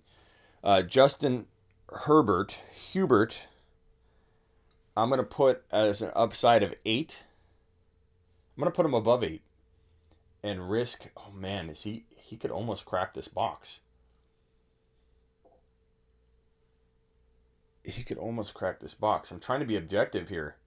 I'm trying to be completely objective. I think Herbert, for his position, we're not talking about overall, like I'm not comparing Herbert to Christian McCaffrey. His upside for his position, given all the players that are available, everything, his upside, generally speaking, spitballing, obviously, I say is above 8. His risk is above 8. Herbert makes it, which doesn't mean you draft him alongside of these guys. It just means he's safe. He's one of the safest players with the most upside given the lack of risk in fantasy football. He's in the corner. He made it inside. He's the first quarterback inside the sweet spot box given the ADP, which is encompassed inside the upside. If Herbert had second round ADP value, then he wouldn't have the upside. The upside is being identified and defined as given what we know about ADP, what we know about the other players available, given where you're drafting him, the cost of entry on Herbert, that is encompassed in the upside. And he has an 8, at least in my mind, in terms of upside. He can outperform his ADP to an extreme degree. What is limiting Dak's upside relative to Herbert? So I didn't mean to turn him that way. I was trying to make it so you could see him all: Burrow, Monty, and Dak. Dak was a little higher. Dak was like right there. He's really close to Herbert. Like if you this looks bad because he's not in the same box, but his upside is there. It's more so that you could almost say, and you have a good argument, you could almost say that he needs to be moved more toward the line, like on the line, because his upside is huge. 8 is a good upside. You could almost, I could argue that. I could definitely squeak him over and say he's on the upside line, but we're moving him over because his lack of risk is real. His lack of risk is real because of the ankle. So we'll put him like just below 8 or on 8, whereas Herbert's just above 8. So they're relatively close. What it comes down to is I just feel like he is going to be a little bit better passer and fantasy football producer, even though Dak has done amazing things, and you guys know how much I love CeeDee Lamb. I feel like Herbert's just going to produce more fantasy points, and once he gets more weapons, which I hope one will be Devonta Smith, I'm praying for that, then we'll see Herbert producing more. But it's a good question, but they're not that far apart. Clyde Edwards-Helaire. Now, here's where my bias gets injected, because I truly believe he's above 8. No doubt about it. But because he's coming off of last year's, unexpected usage type situation, he can't be above 8 in the lack of risk, only because we need to see the Chiefs use him properly and consistently. But I do believe he is above an 8 in terms of upside. He has the potential to be much higher, but I think this is a safe, unbiased place to put him. He's not inside the sweet spot. He's definitely below 8 in terms of risk, but he is above 8 in terms of upside. So I'll put Clyde right about there. Deontay, you guys aren't going to like this. Deontay has upside of like around 8, but his risk is, I'm going to put him right there. I think he's just you got tons of mouths to feed in Pittsburgh, a lot of drop passes, a lot of reason, given that he was actually like benched and for a string of games. And given I like Claypool more, this is my opinion that his upside is under 8 and his risk is between 5 and 6. Doesn't mean he can't be an outlier. It doesn't mean that he can't, somehow avoid this. Like this risk, what does this risk really mean? It means the chances of disappointment. The chances of that risk playing into this, unfolding. So even if a guy's ranked 5, doesn't mean it's got to fall that way. Just the odds are the risk is there this amount, versus no risk at all at 10. So could a player with 5 risk and 10 upside end up playing his way into retrospect wise, like with this group? Yeah. So don't think that because I plot him there that he can't overcome the risk and have a perfect season. So that's kind of the way I look at it there. AJ Brown. AJ Brown. Next up, Jonathan Taylor, DK Metcalf. You guys are throwing them out at me. JT. And then J Rob.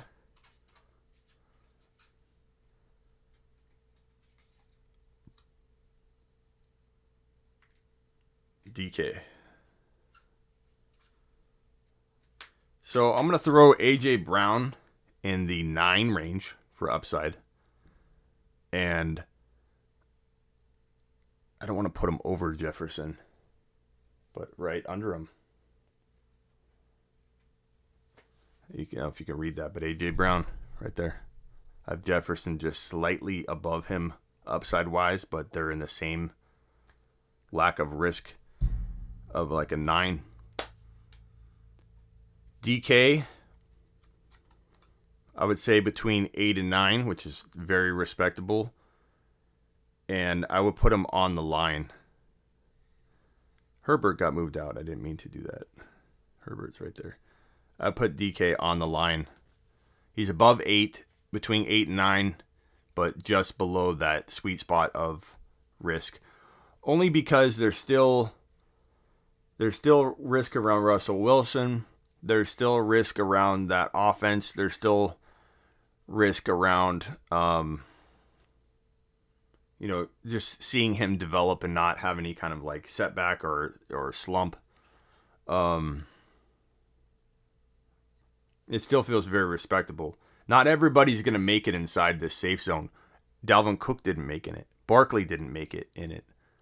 Kamara, currently the only people living inside that sweet spot green zone of 8 upside and 8 to 10 lack of risk are Herbert, AJ Brown, Justin Jefferson, Christian McCaffrey, and Alvin Kamara. Mahomes, that was a request earlier, so I'm going to move Mahomes ahead. Mahomes.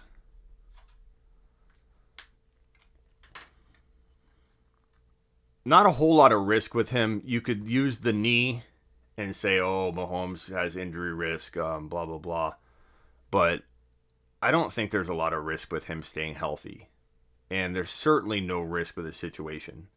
And even if you factor in the injury risk with his 0 risk of situation, it's going to keep like pulling on each other, and the situation is still going to pull him into like a 9 to 10 for risk.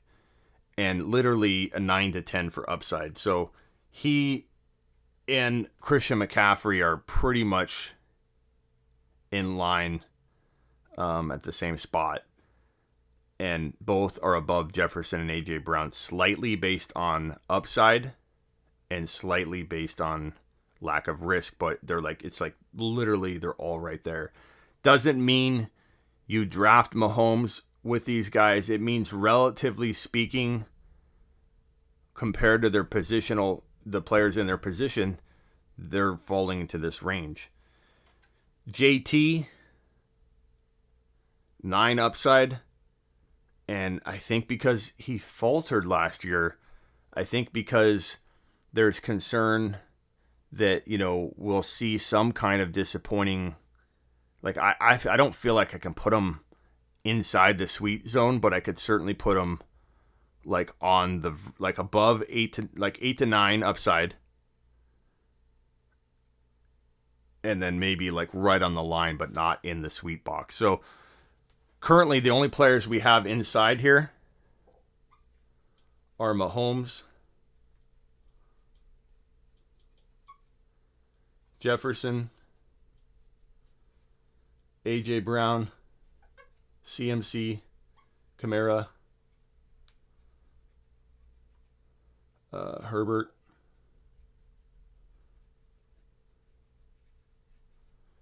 and that's it so far. Those guys live inside the sweet zone. J-Rob.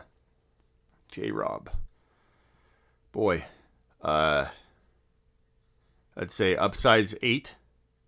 So right on the line, not above it, but right on it. And his risk feels right on the verge there. So I'd say right around where Dak is positionally, which makes sense when you think about it, right? That Dak is being ranked 6 to 10, and he's got a lot of upside there. J-Rob's getting positionally ranked. There's a lot of upside there.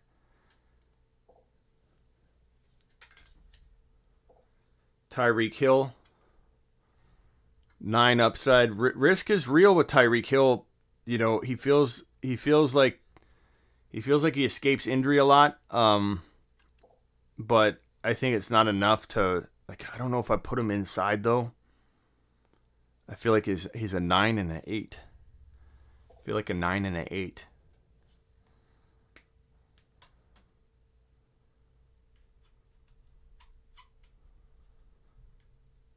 Kelsey, again, this is kind of a dynasty / redraft. More so redraft than dynasty because it's kind of hard.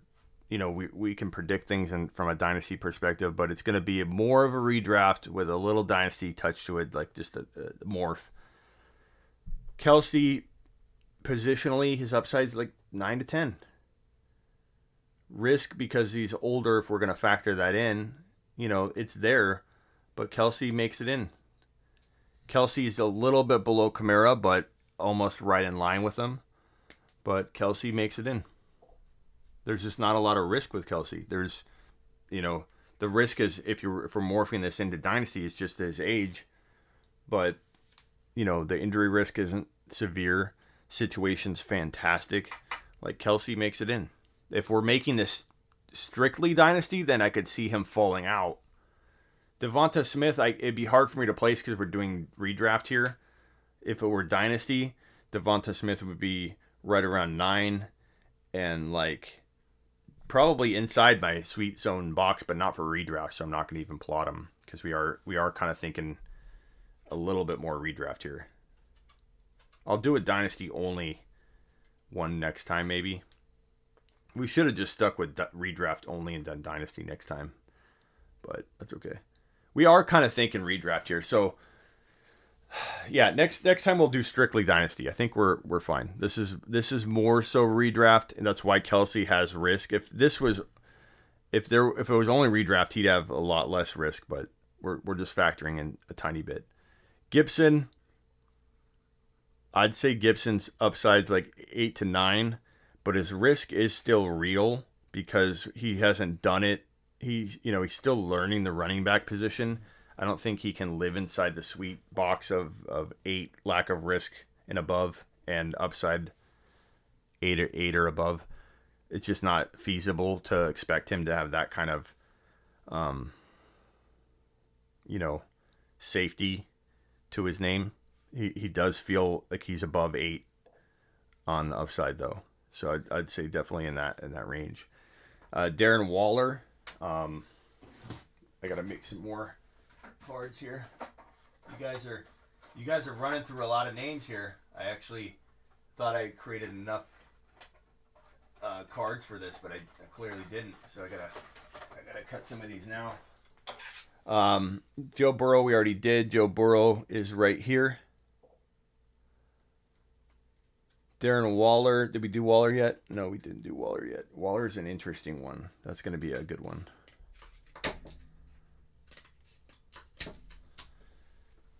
Okay, Waller.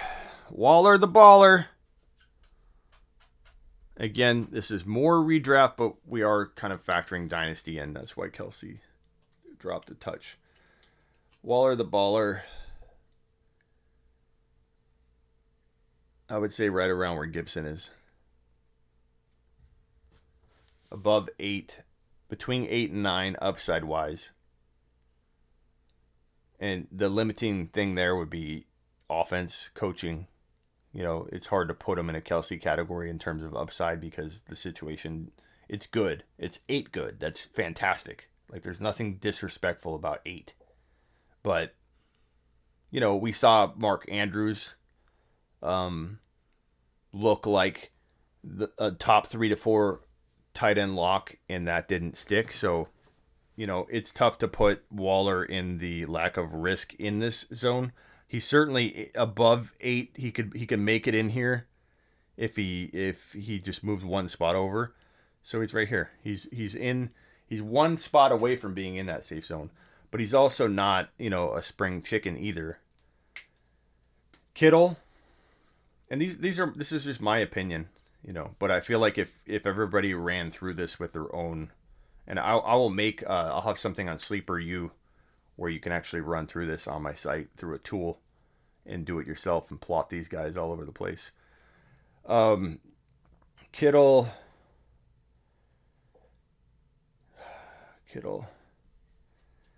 about 8 to 9 talent-wise, upside-wise, but the injury risk is real. He's right there. I'd say Waller is even a little safer than him, so we'll put Waller over slightly.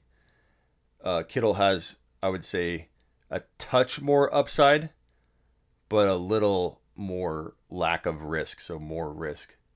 So they're kind of almost like even because Kittle's got a tiny bit more upside, but a tiny bit more risk.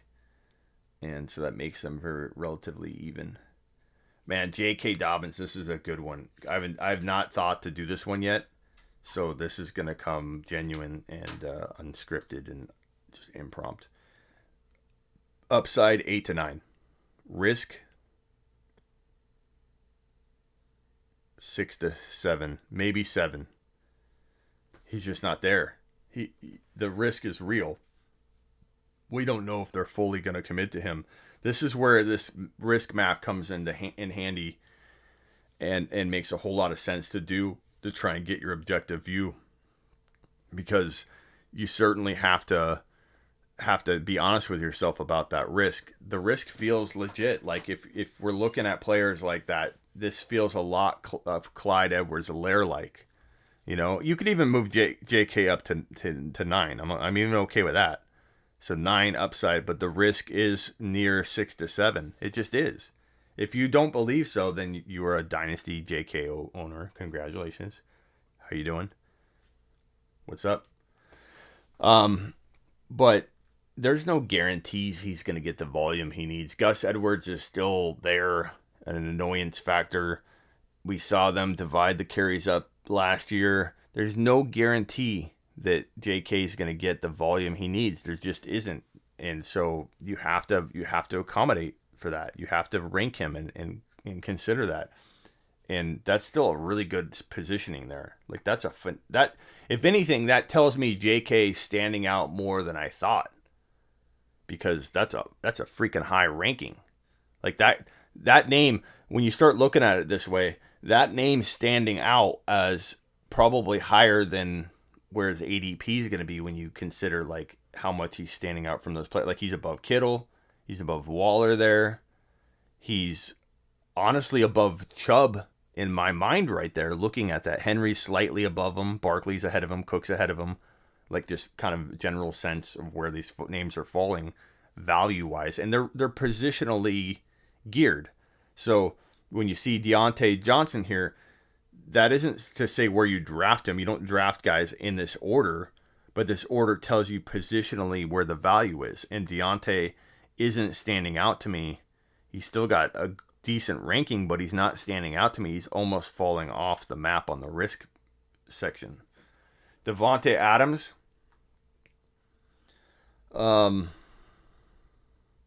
Hill didn't make in it, by the way. He's barely outside the box. Kelsey did. Devonta Adams is a 9 or a 10.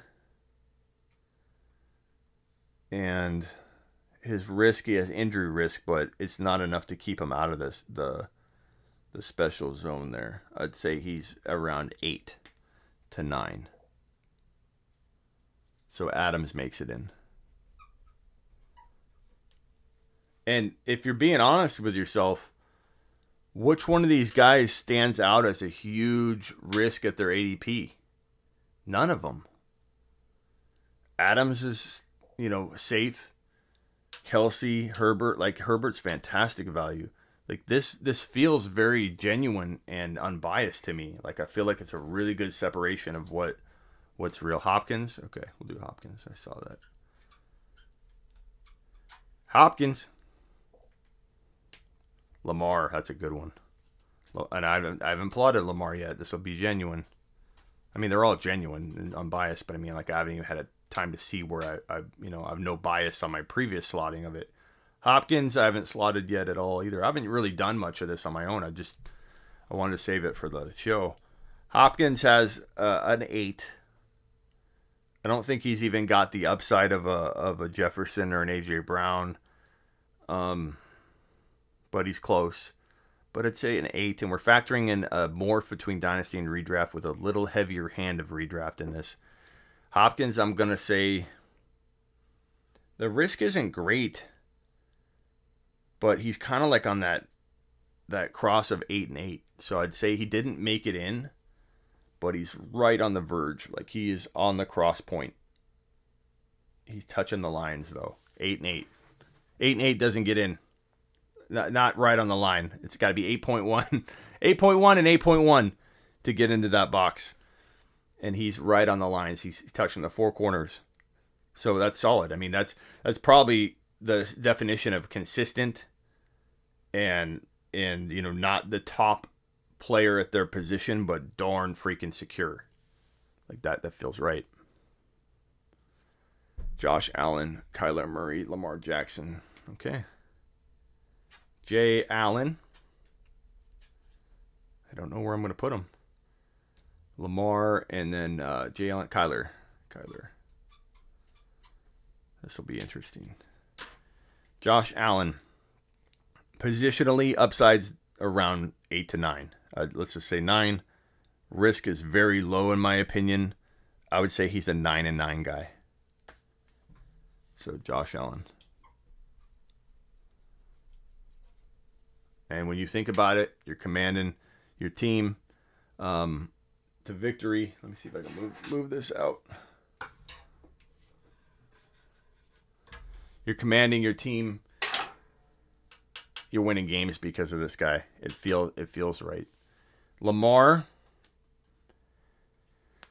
between 8 and 9 upside wise, to be honest, I get that some people view him as a 10. I just don't, because I don't see him as the top of his position. The upside just can't be there. The draft cost is high, so this isn't always about talent. This is about cost of entry point when you're talking about upside, because it's upside from ADP. It's how good's his offense, how supported is he by his coaching staff. It's all of that. And Lamar, with his ADP being in the 3-round range, it doesn't cross the 8 barrier for me. And I'm still worried as hell about him. I feel like he's Montgomery risky. I do, for the cost of entry. And Burrow, you can see Burrow's name slightly above him. I know that sounds crazy to a lot of you, but I trust Burrow more than I trust Lamar. And if you can be honest with yourself, the risk is real. You might be willing to accept the risk because you feel like the upside's a little higher than I do, and I get that and respect that. And if Lamar's upside were more, let's say you feel like Lamar's an 8 or a 9, then he's going to be above Burrow to you. He's going to be right there to you. But for me, I think Burrow's upside is easily the same, and Burrow's got a tiny bit less risk, so Burrow actually edges him out slightly. Kyler Murray he's got 8 to 9 upside, but he doesn't have 8 or above lack of risk. He feels like he's Kittle valued in terms of the quarterbacks, which makes a lot of sense. He's number 4 or 5. Kittle, maybe 3-4. Kittle's 2-3. There's a little difference between the positions. And, I think you could argue Waller at 2. You could argue Kyler at 3 or 4. Very, very close. Diggs.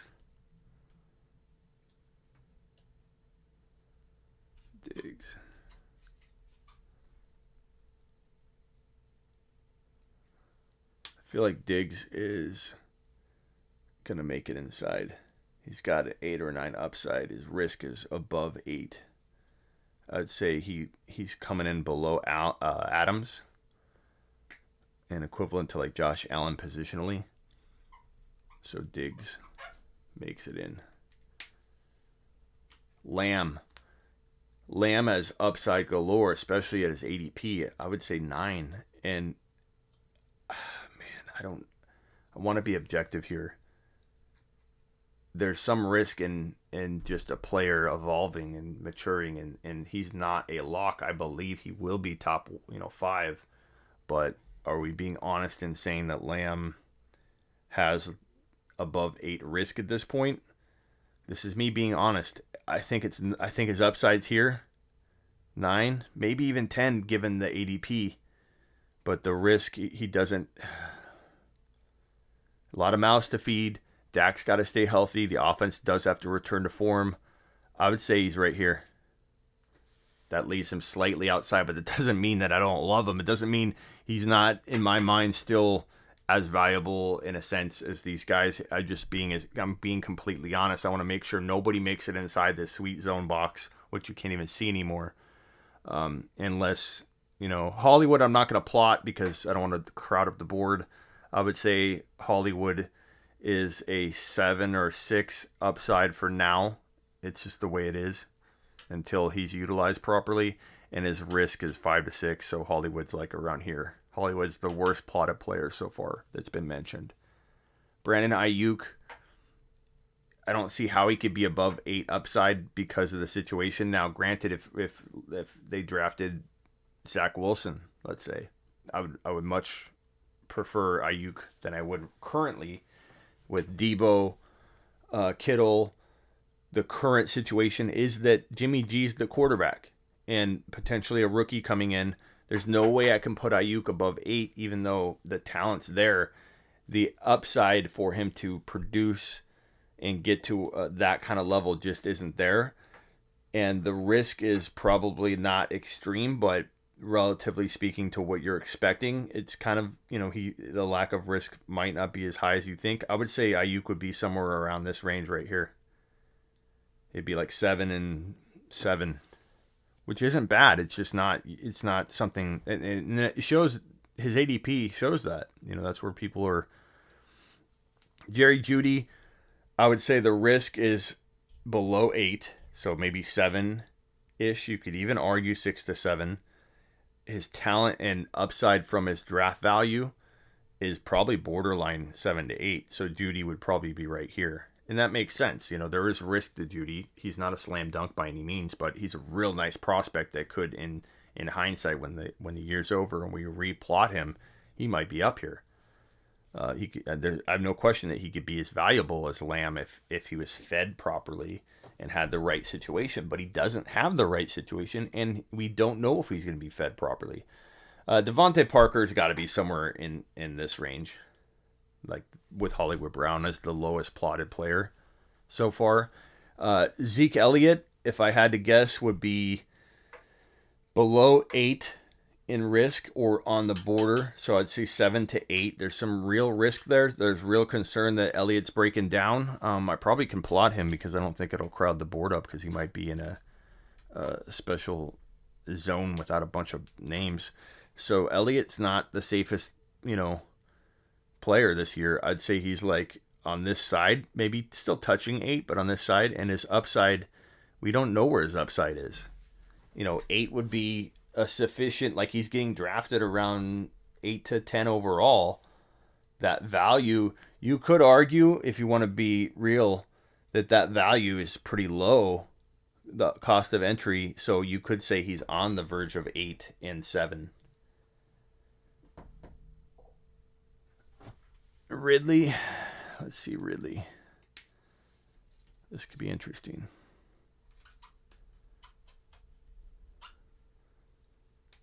And we got 2 minutes left. We got hard stops on these. I'm making sure we stick to the schedule. Ridley, where art thou, Ridley? I'm going to say Calvin is a 9 upside. 8 to 9, you could argue. And he's got a little injury risk. He's got some long-term risks. We're factoring a little bit of dynasty in this, of Matt Ryan being, his decade-long quarterback. But so I'd say he's between 8 and 9, so he's definitely high enough in upside. I'd say 9. We'll put him at 9. And I'd say he's at 8.1. So he just gets in. The risk is there only because there's a chance that Julio steals a lot of his work again this year. But I don't think Julio stays healthy. But he gets in. He's in the corner, the bottom corner. He's not as further along in either direction as Diggs, which makes sense when you think about it.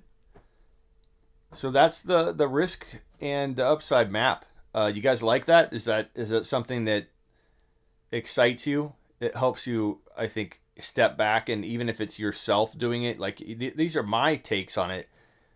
Really, the process is designed for everybody to use their own take and explore their own biases and try and decipher what's, just you're holding on to excitement or you're holding on to this or that. So very, very, I think, cool exercise. And if you do it yourself and you answer these questions for yourself, like if you don't think Lamar's got this much risk, ask yourself those questions and see what you're feeling. I'm going to make this available on sleeperu.com. So sleeperu.com, you'll be able to use this yourself and plot these guys yourself. I may have my own board available on it. We will see, like to where you can see my current plotted players. Not quite sure if I'm going to do that yet or not. But I definitely will have this tool available where you start out from scratch. All the names are on the sides and you can plot them where you want and kind of get your own sense of where you view these guys heading into your draft. And yeah, so I'm pretty excited about it. I think it's a pretty cool exercise. And let's get on over to, we're going to switch back over to the other side of the studio and finish out the show with the mailbag segment. So let me move all my stuff over.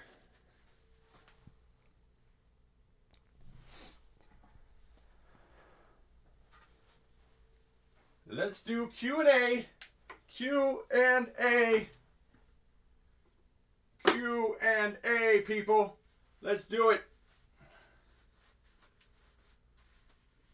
I'm like sweating here.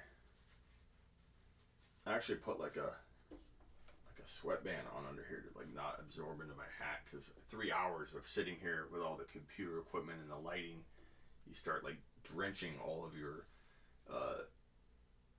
oh, sorry, I gotta switch some. Afraid of me, then I want you to ridicule me. I'm gonna get ripped. It's been a work in progress. I've been running a lot more than lifting to try and cut down, and then I'm gonna build back up. But I need to get in shape, man. There's a couple videos where I'm like pointing and I'm like, what's going on here? I gotta get in shape. Okay, let's go to IG and see if we got any voicemails here, because I asked you guys to leave them for me, and I better have a few. Where's JP? Where's my message, JP? I'm refreshing and I don't see it, JP. Where the heck is my message, bro? Smitty, Orlovsky said today that the Cards might be moving to the 4th overall by trading with Atlanta and selecting Pitts. That would be crazy, bro. Can you imagine, Bilo, what that would be like? I don't know. I feel like that sounds like a great place, but there probably are better spots. Media, leave me a voice message on IG right now and I will play it. So go ahead. Leave me something good. Something we can talk about for minutes on end. The first question I had for the mailbag was Smitty. Hold on, let me pull it up here.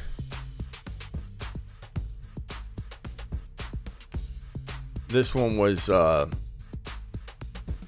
asked by two people. And I get it, guys. You want to hold on to this Julio Jones like nostalgic. He's the best wide receiver in the league. How can you have Ridley ranked higher than him? How can you doubt Julio? Julio is getting older. It's gonna happen quick, like that. Wide receivers drop off like that. And when you have an ankle and foot issue that doesn't go away, like he's gonna struggle with that foot, especially as he gets older, and the compensation involved, bro. It's Ridley season, okay?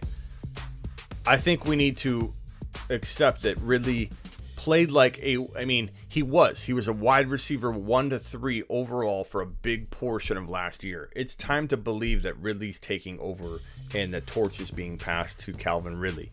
Calvin Ridley, if healthy, I have no doubt can be capable of top 1 to 5 numbers. Calvin Ridley will dominate Julio overall in touchdowns, and I think he dominates him in every category: receptions, yardage, touchdowns. Now, can Julio still have a top 15 wide receiver season? Can Julio still earn his 3rd or 4th round ADP wherever he ends up falling? Sure. Like, I have no problem with that. I think Julio could be okay. Like, I've mock drafted Julio in the 4th round before. Felt late enough. I went running back, or I went Mahomes early, or I took a tight end early, and landing Julio as my first drafted wide receiver at like 4.10 felt okay. Like, there are places and spots where I will buy in hopes that he doesn't get hurt right away. But do I think Julio plays 17 games, especially you add the extra game? No, I don't. I don't think he comes close to that. He feels like a 9 or a 10 game guy now. That's just my gut. I'm not saying I'll be right. I could be a year early, but that's how I feel. And, that's it. The next question I had was Clyde Edwards-Helaire or Monty. This was from Greg. Clyde Edwards-Helaire or Montgomery. How do I feel about this one? To be honest, I feel like Clyde will probably come August go higher than Monty. Right now, I think it's probably not the case. So, certainly use ADP to your advantage. But I honestly don't know how. Why are my lights off? Studio on. I was wondering why it's so dim over here. Doing the whole show without my lights on. What the hell? You're right about Julio, Smitty. Thank you, Bilo. I just think Clyde's going to be a value. I'm banking on Clyde again at third and a half round value, maybe 4th round value. It depends on your league. I'm all about that. I'm okay with Clyde at that value. I don't think. Am I going to do it in every league? No. But Clyde's going to have amazing 3.5 to 4 round value. He did fairly well last year. A lot of disappointed people. I get it. But I'm banking on him. I think they love him there. I think he will get more goal line work than all of you doubters think, just because he failed in bad situations where he wasn't set up to do well. Does Russell Gage hold value? No. I'm not saying never to anything, bro. But am I excited about it? No. Am I gonna say no way on anything? No. Nobody will take away from carries for Clyde. Yeah, Damian leaving was great news. That was a great, fantastic move. This question's from Jason. Top 3 QBs in 2021. I was going to pull all these over, but the graphics aren't on my computer, so I have to type them in. Top 3 QBs in 2021. I'm probably going to go with my current rankings on sleeperu.com. Sleeper, the letter u.com. Learn about it. Hit the thumbs up, please. Let's get more thumbs up in here. Wipe some feet, people. Helps the channel. I'm going with Patty Mahomes at number 1. There's just no denying that. And then I'm going with my boy Josh Allen Redraft dynasty doesn't matter. Same answer, bro. Same answer, Jason. Same answer. Mahomes, Josh Allen. I think you tier break that Shiat right about there. And then it's Hubert. For me. Kyler, Herbert, Kyler. Let me pull my rankings and just see how close I have the rest of the crew. Like, I have Herbert 3. I don't blame anybody for wanting Kyler 3. I'm in Arizona, man. I'm totally fine with that. You can like them all you want at 3. Kyler 4 for me. Redraft, I have A-Rod at 5. And yeah, I mean, I don't have Lamar in my top 5 or 6. I just don't. I have Russell Wilson and Dak and Lamar all pretty close, and I go back and forth each day. I don't feel the same way everybody feels about Lamar. I feel very let down about Lamar last year. I get Lamar turned it back on, turned his fantasy season around, but why is everybody so shocked when you doubt Lamar? You know, like, it's one thing to be like, yeah, I see what you mean, but I got Lamar in my top 4 still, bro. He's number 3 for me. He's number 4. I get that. Like, that doesn't surprise me. I ain't mad at you. We don't totally disagree. I don't feel the same exact way you do. But why are all the Lamar people just like out of their mind when you have a Lamar at like 7? It's like, do you not see how close it is? Like, you have A-Rod, you have Russell Wilson, you know, Russell Wilson's inconsistent. What about Lamar? Was Lamar not almost bench worthy for half of a year? And you're just going to forget about that? Dak Prescott was playing out of his mind before he got hurt. You could argue Dak over Lamar. You know, eventually in Dynasty, Burrow, Trevor Lawrence, and Zach Wilson are going to get in the mix to get above Lamar for me. In Dynasty, I have them already above Lamar. I have, in my Dynasty rankings, might shock you, was it Jason? Patrick Mahomes, Josh Allen, Herbert. And then it's between Kyler, Trevor Lawrence, Joe Burrow, and Zach Wilson. I don't even have Lamar in my conversation for that 4 spot. My 4 spot is getting competed for between Trevor Lawrence, Kyler Murray, Joe Burrow, and Zach Wilson. Like, all those guys are right there, and I get excited, and the wind blows this way. I might rank Trevor Lawrence 4, or I put Kyler 4, and I say I gotta put Kyler 4. That's how I rank it, bro. That's how I rank it, broskies. That's how I rank it. I'm gonna pull a question from the chat here. Javonte Williams, do you see him as a day 1 starter with the right team? Absolutely, Bilo. You know, if he lands in Pittsburgh in the 2nd round, or he lands in Miami, or especially Miami, he could go, if he's the number 1 running back taken on draft day, which don't hate on that, people, because it can happen. It can happen like that. He could go to Pittsburgh. He could go to Miami. He could go in the 2nd round, though, to a bunch of different teams that and he could fall. Like, because if ETN and Harris go 1 and 2, it would not be shocking if the 3rd running back wasn't off the board until almost 40 or 45 or 32. Be anywhere. Buffalo's a QB, a running back potential hungry team, just so you know. But Javonte Williams, God, he reminds me of, I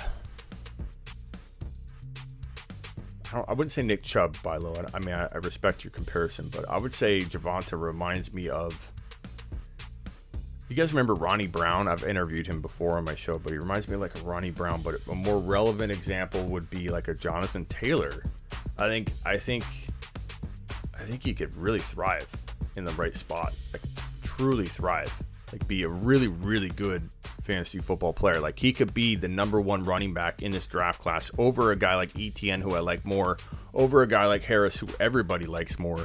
He could be the 1.1 overall if he lands in maybe even a Jets uniform, but if he lands in Miami or Pittsburgh, and that could happen in the 2nd round, he would be he would be the number 1 overall pick to a lot of people if he was starting in Miami. So absolutely believe that. Ball's Life said Clyde will have multiple 2 TD games. Exactly. Ball's Life. You read my mind, bro. I think I'm really all about Clyde in 2021 at the right value. I'm really excited about it. And it's not just me being biased. Like, I don't think I objectively stood away from it, stepped away, looked at it big picture wise, and tried to see what did I miss on that. The whole world missed on Clyde, but it was situation, and it was COVID, it was PPR production not being there because of COVID. There's a lot of bad stuff that just didn't line up, and I don't know. This question's kind of interesting. J.K. Dobbins in round 2. I talked about this with Matthew Berry, and this is not me doubting J.K. Okay, I like J.K. I love J.K. You saw me plot him on the board here. We had J.K. at look at him sitting right there at 9 talent wise, 8 to 9, maybe 8.8 to 9, but the risk is below, right around 7. So he didn't get into that sweet spot, but that's a solid plate. That's solid placement right there. But I don't know that this constitutes second round value, only because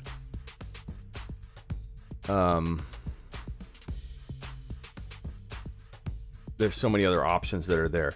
The phone line, yeah, let me open up the phone line. I was having issues with it. I still haven't fixed it because I've got so many things on my plate. But let me go in and open up the phone line. If you want to call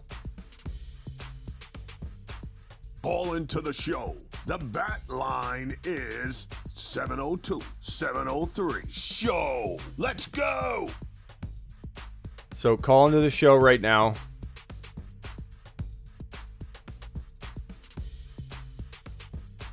Call into the show. The bat line is 702-703. Show. Let's go. I don't know if it's fixed yet. Aaron Jones, the second round pick. That's a good one. So JK, to answer that question, and I did open up the phone line. I don't know if it's working yet. I'm going to have to go a different route with my phone lines. But try and call. Try and call Bilo. JK feels third. He feels he's talented enough to be in the second round, but I find myself wanting DK if he's there. Hopkins probably won't be there, but like these are players that are ranked like 10 and 11 for wide receivers, and they're just screaming value. Ridley sometimes falls. Gibson, JK. Probably rather, I don't know who I'd rather have, JK or Gibson. I know that sounds crazy to some JK truthers, and I love JK, but I like Gibson a lot. I feel like JK and Gibson are very similar. They're top of the third, your third drafted player. Feels like fantastic value. If you get my voicemail, Bilo, leave a freaking message, bro. The line is busy, probably, yeah. Leave a message, bro. Call and leave a message. Did you leave a message? I'll play your message, Bilo. I'll play it on the show right now. I can't figure out why I'm having phone line issues. I've set this whole thing up, and it's like, I don't know if it's because whenever I go live, things lock up. The way that I have this all working, it like locks up. Even Skype gets locked up when I'm doing a lot of the streaming. So I got to figure out a way. I might just have a line hardwired into the studio and just roll with a freaking old school line, bro, instead of this digital crap that's not working. Bilo, I'm going to check the message, so leave it.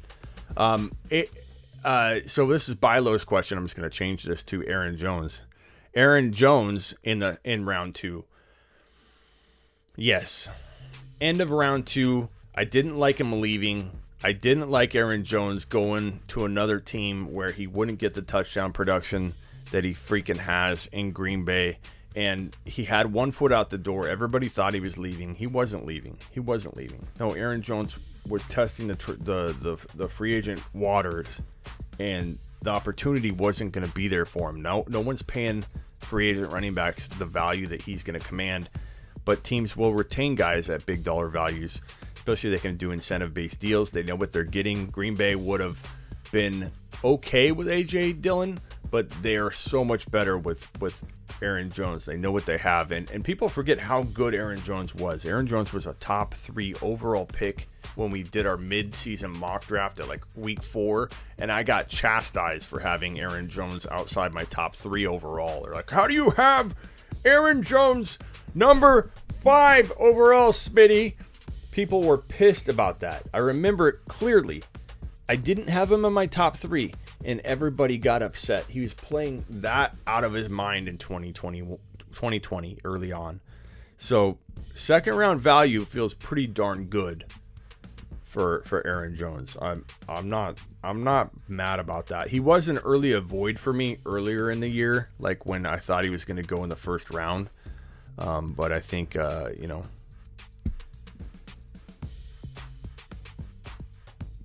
Okay, Bilo, I'll look at it. But where are my voicemails? You asked me to open up the phone line, Bilo, and I don't see your voicemail sitting there. Next question's from I don't know how to say his username. A bunch of numbers and bullshit. So wants to know, so-and-so wants to know, Godwin or Evans? This is from Instagram.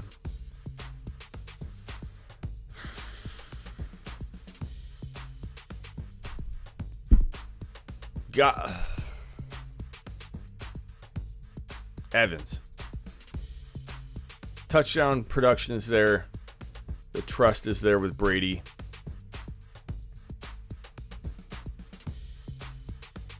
Call into the show. The bat line is 702-703. Show. Let's go.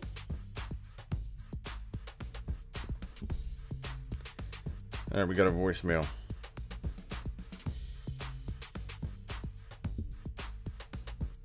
What's up, Smitty? Wanted to know your thoughts about Brandon Ayuk and where you would rank him in fantasy and just your predictions for him throughout the season. Brandon Ayuk. Let's put that on screen. So to answer the question here, Evans, probably redraft dynasty. I feel like Godwin has a touch of that Odell Beckham Jr., where we just don't know what we're getting.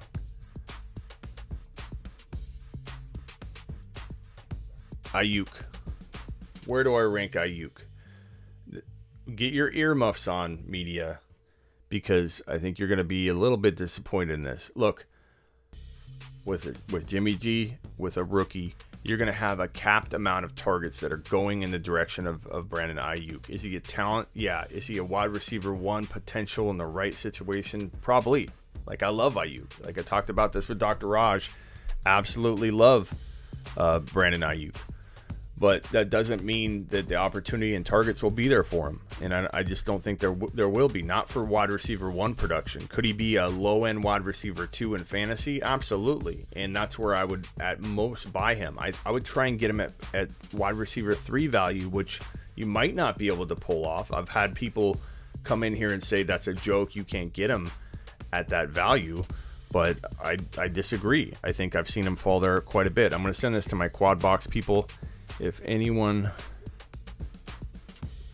wants to jump on, and then media might send you the link in a minute.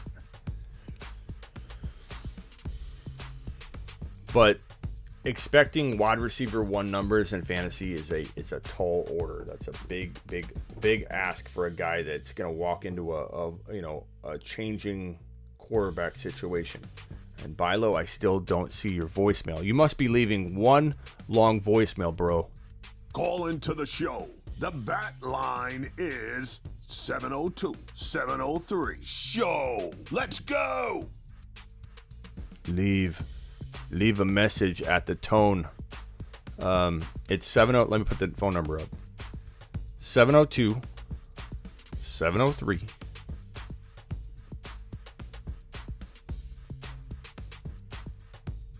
Show. Leave a voicemail. If you guys are all calling at once, leave a voicemail. don't just call and if I don't answer or if my phone lines are jacked up and you don't leave a voicemail. What's wrong with you? What's wrong with you? Call the phone number, Bilo. Leave a message. Late round dart throws from Ball is Life from the chat. That's a good question. Mooney. I love Darnell Mooney, Chicago Bear wide receiver, who, when you look at the numbers, man, this guy was overthrown a ton. Imagine if he had accurately thrown footballs heading his direction. He'd have a big year. Darnell Mooney could be situations a problem. Let's be honest.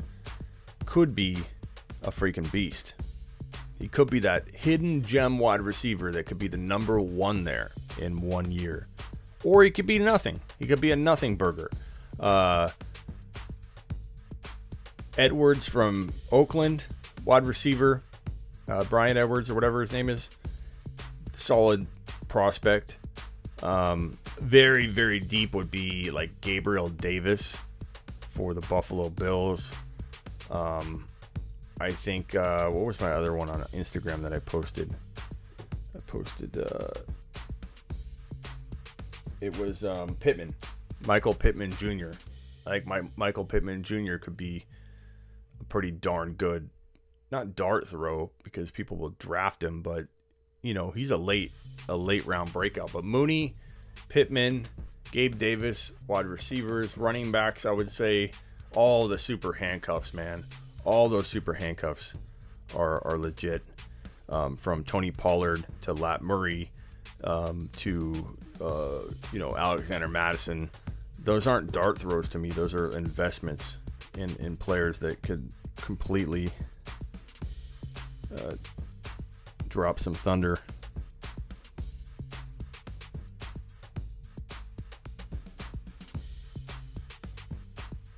I gotta fix these phone lines. It's jacked up. All right, you left a voicemail. I'll check it in a second. I got to get a hard line in here. That's one thing I didn't do when I built the studio because I thought I was going to do it all digitally. I thought I didn't need a hard line wired right in for a phone. Next question's from... I again can't even say your username, bro. Wants to know... Where's the full message here? Derrick Henry or Aaron Jones in 2021? This is a tough one. I know everyone's going to be like, how do you even hesitate on Henry? But I've made it pretty clear, man. I'm worried about a drop-off. 2,000 yards is no joke. Typically, running backs that run for 2,000 yards, they tank after. It's a lot to ask your body. I know it's an arbitrary number, like 2,000 yards. Well, what if you hit 1985, Smitty? But add in 303 carries in 2019, add in 400-ish total carries in 2020, including those playoff games, add in a long carry career, and I just feel like Aaron Jones for 1 year feels safer. Like he's risky too. These are both risky players. These are both guys that could get hurt. Henry has less history, I guess, of getting hurt, but the mileage is crazy and he doesn't catch a lot of passes, and people are looking on his Instagram post of him catching passes and, you know, practicing his receiving, and everyone's talking about how he's going to become a receiving back all of a sudden, but he doesn't decide the game plan. Just because he works on his hands doesn't mean they're going to feed him the ball through the air. So I anticipate Henry to get all of his work between the tackles again. I anticipate Henry to maybe getting off to a hot start, and then you consider trading him high because it could happen quick. When a running back's knees give out after the workload that Henry's already had, it's not like he's heading toward this volume that I'm concerned about. He's already had the mileage that usually will break a running back down. I know he's built different. I know it's hard to evaluate him. Kind of like I say, you can't evaluate Devonta Smith and his size Stop trying. Stop trying. As much as I feel that same way, in a sense, across positions, and I think it's unfair to judge a player based on other players and situation and size and all that. Gotta judge everything on its own merit individually. I still feel like physically, the way the body's made up, the facts are that your knees, your step gets slower, your knees break down, your ability to cut, your ability to shoulder the workload of an every down between the tackle running back like Derrick Henry. It happened to Terrell Davis like that. He was, why am I snapping all show? Everything I do is a snap. I'm like, hey, what's going on? Let's talk about that. Why am I snapping? Henry, to me, won't just drop off right away. It could happen in the playoffs. It could happen in 2022 in week 3. I get it. I could be a year early. I understand that. I get it. But I'd rather be a year early than a year late when it comes to dynasty, especially. I'd rather take a safer player that I like just as much. And I don't know that Aaron Jones is the right player because that's not who I would choose to take over Henry. So I don't know if that's the greatest example for me. Dr. Raj. What's up? I just got home. What's up, man? What's up, man? I just got home. Let's talk Niners and draft and what are you thinking right now? Fields at 3. It's simple. Just really people are overthinking it. Justin Fields at 3. There's no more debate for me. You just take Justin Fields. That's it. Trey Lance was nice. He looked good. He did what he did. But Justin Fields was just as nice last week, and people are forgetting about it. It's like we talked about that recency bias. Everybody now, Trey looked good. But so did Justin Fields. Did one look better in the pro day than the other, though, to you? Or they look the same? I think Justin Fields looked, I went back and I watched Justin Fields pro day because I was like, okay, I don't want to have recency bias.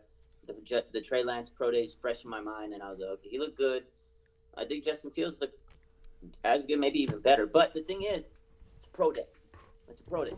They're going to be scripted passes. They look arguably the same, overall with the plays they made them play. Because, again, it was Kyle Shanahan's scripted plays they wanted. But when I look at it, again, it's a pro day. I'm not really taking too much out of that. It's what they're going to get out of the behind the scenes, like if they talk to them, if they were interviewing them, or what they got out of the person, and a personality standpoint and interviews and things like that. So we saw last week with Fields, Shanahan spent a lot of time. He was talking. They were smiling on the sideline. They was vibing. We didn't see any of that with Trey Lance, but again, we didn't get to see. They didn't provide all the coverage, but also too, they came early. They left yesterday morning to the pro day, and then they left pretty much immediately after. They didn't stay around. On Justin Fields, they planned it where they went overnight. They had a little bit more time, so I don't know if that they do a little private dinner after maybe, with. But I don't know if that means anything, or it's just more if they had more time, around that time period. Because now you got a week. Like there's only 9 days left. Last week there's 2 weeks, so there's a little bit more time to schedule that kind of leeway. So I think it's more of just like scheduling, like they're on a crunch, So. Can you make any sense of the? I know it's just drama, people wanting to spread rumors around and all that. That's probably going to be your answer, but didn't it seem like there was a whole lot of news and buzz about them being extra involved in this Monday pro day with Trey Lance? Like they were. You think it's just to dot their I's, cross their T's to make sure that Fields was the pick? That's kind of your stance, I think. Yeah, I mean, they got to make sure that Fields is the right guy because Lance is great talent, and you got to make sure if Fields is your guy that it's 100%. So you're going to send – so what they did, they send, the quarterback guy, John Beck. He used to work under Shanahan. He was a, quarterback under Shanahan in Washington, and he knows the plays, and they're running the same concepts that Shanahan runs. he's been working with Justin Fields and training him, and he actually is training with Lance now, and he gave him the same concepts, and so they're saying they're heavily involved with Trey Lance, but they were heavily involved with Fields. So basically, if those two are similar quarterbacks in meaning the sense of they're both versatile, mobile, athletic, running type quarterbacks, if they both have that ability, I think Shanahan's going to say, okay, let's give him these plays. Let's give him the same. Let's give Fields these plays. Let's give Lance the same plays. See how they run these plays together. Because if one of these guys is your guy, you want to see who runs them better. What are they doing? But didn't it feel like they did that more so with Trey Lance though? Like I don't remember hearing that they were doing that with.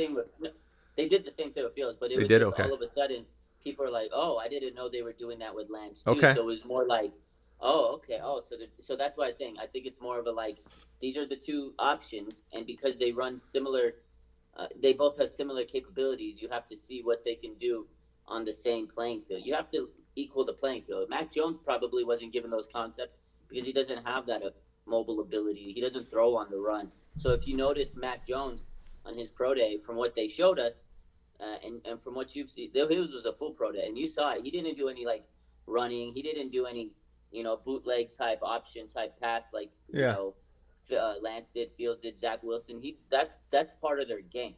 Mac Jones he dropped back and he made a pass. He dropped back and he made it. That's his game. I mean, they did the little trickery play at the end, the little Najee Harris option pass to Mac, but that's just them having fun to show like, oh, he's a fun guy, but nothing serious. There's concern, and his own coach talked about it, not as a concern, but that it's kind of true what people say about Fields, that he's a very internal guy, and he doesn't express his emotions, or he doesn't.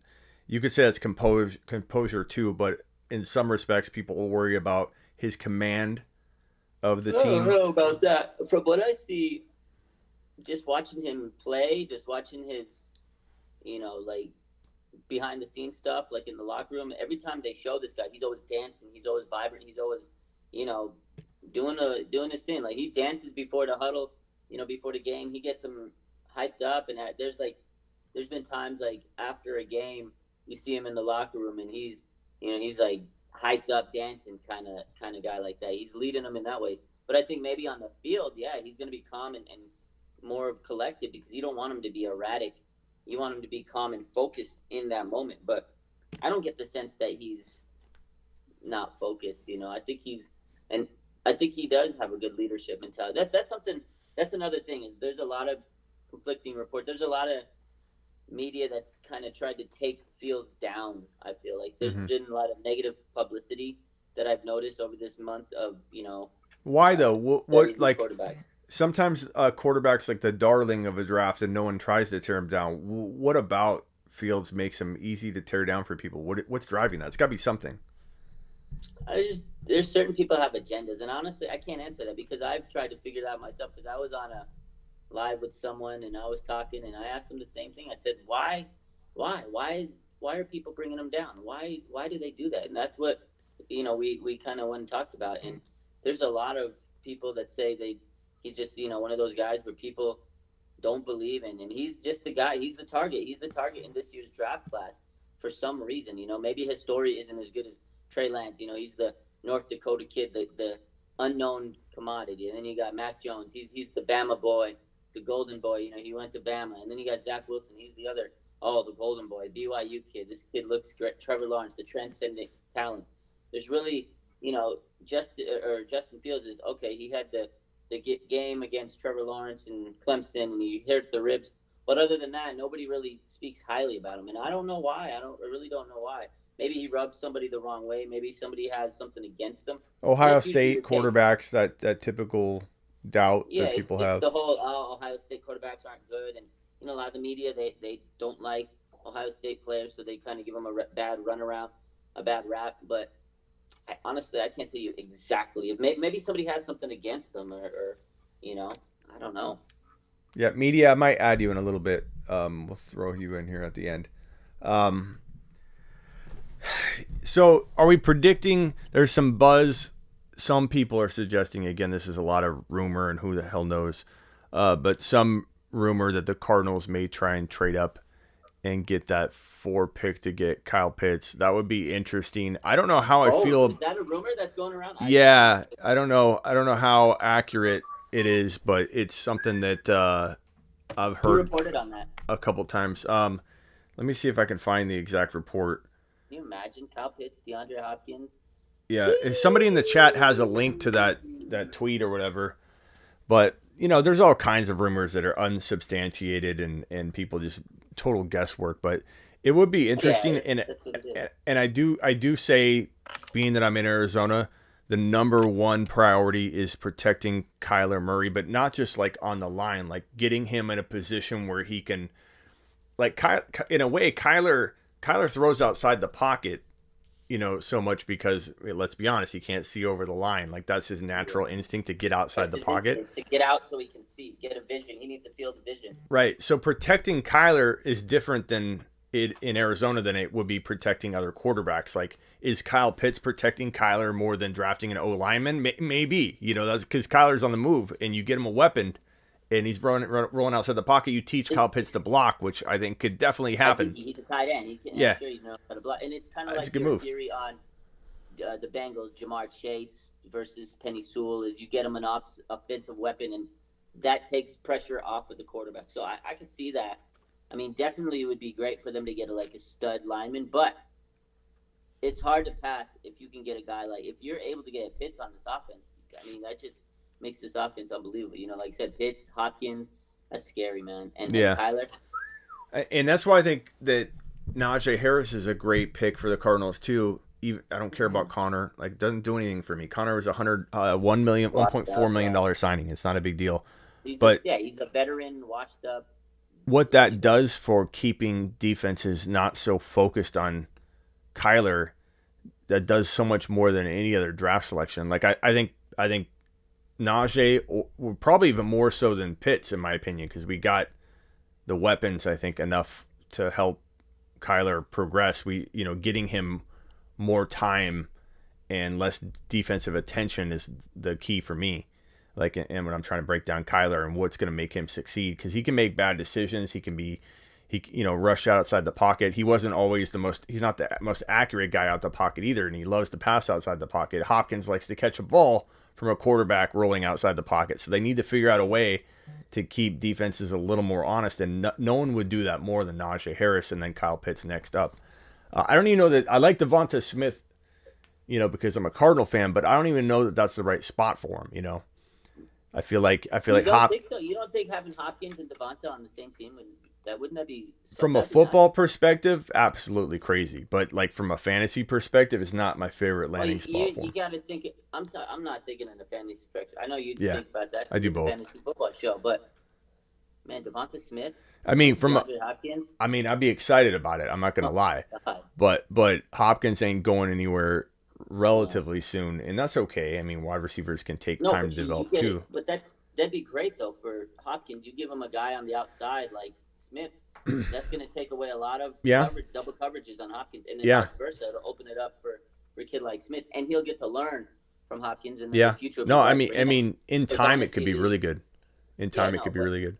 But going back to Najee Harris, I've been on it too, man. I really think that the Cardinals need to get Najee. I think he'd be great for them. They lost Kenny Drake. I'm not sold on Chase Edmonds, Connor, Isaiah. I'm not too big on him. You get Najee in there, man. Defenses would really have to respect that run game, and that'll make Kyler better with the play action game. And I think that'll open up another element. You fake that, roll out, play action, roll out. Hopkins, it'd be nice, man. Media wants to get in here. I figure we get a little 3-panel thing going. Let's go, man. Let's go, baby. All right, media. I sent the link, bro. Dan Orlovsky. Former Detroit quarterback, right? Detroit legend, 49. Detroit legend. Yeah, superstar. He was a Hall of Fame caliber quarterback. Orville Redenbacher. Orville Redenbacher. Let's just call him for what he is. Send me a link, Bilo. He said a lot of different things. He's really hyping up Mac Jones. He said so many different things this offseason. He was like one of the guys that was disrespecting Fields, and then he like came to his, oh no, the Justin Fields, he's not a one-read quarterback. And I was like, a couple days ago you were disrespecting him. Then he made an apology video. He's been all over the place, and that's why I say this offseason's it's crazy because that's what people do. They write stories. They want views. They want likes. They got a show to do. They got stories to write, and I think a lot of this talk is just that. It's just talk. People have a job. This is like their job is to create content. Their job is to have a show and write articles and whatnot. And if it's not, at what point do you lose your credibility? They gotta put something together, man. But at what point do you lose your credibility? You cry wolf too many times, and no one's going to care about your. They don't, because you can sit there and you hit on a lot of topics, and these are hot takes. People have hot takes, and it's okay to miss on them, because how many times do analysts miss every single year? Mel Kiper's made a living out of doing it, and nobody says a word, because next season Mel Kiper's going to come right back. He's going to do his mock draft. He's going to do his analyst and da-da-da-da-da, because he's a great analyst. He's great at breaking down the film. He's great at telling you who's good at this. He's so good at doing all that stuff because he's been doing it for years. So nobody's gonna sit there and tell him, "Oh, you're dumb." It's like they earned the right to make a wrong take, and it's like after their take is wrong, in a couple of weeks, it's just gonna be swept under the rug. Nobody's gonna say anything. They're not gonna bring it up unless you're like an old takes exposed web, Twitter account, and that's your job is to pull out receipts, or sometimes fan pages will pull out the receipts and make it like we'll make a joke like haha, like Adam Reich, perfect example. He made that prediction. That's his thing. That was his shtick, and he did it. He was wrong. Niner fans, we made fun of it. The meme came out. It doesn't matter. He goes on with his job. He keeps doing it. He's a good analyst. He's good at what he does. So they're not going to lose credibility because they're not always going to be 100% right, and that's their job, and people watch them and they get entertainment out of it. It is what it is. Unless you're Schefter or Rappaport, those guys are breaking news and they're breaking stories. It's a different story. If they go about things and they start breaking stories that aren't true and they just start saying things because they want views, that's where you lose credibility. It's a different story. When you're a, journalist or somebody that's trying to write down like a big story, you're breaking news and then trying to figure it out, I think it's a little different. But if you're an entertainer, you're on TV, you're a color commentary analyst or whatnot, mm-hmm.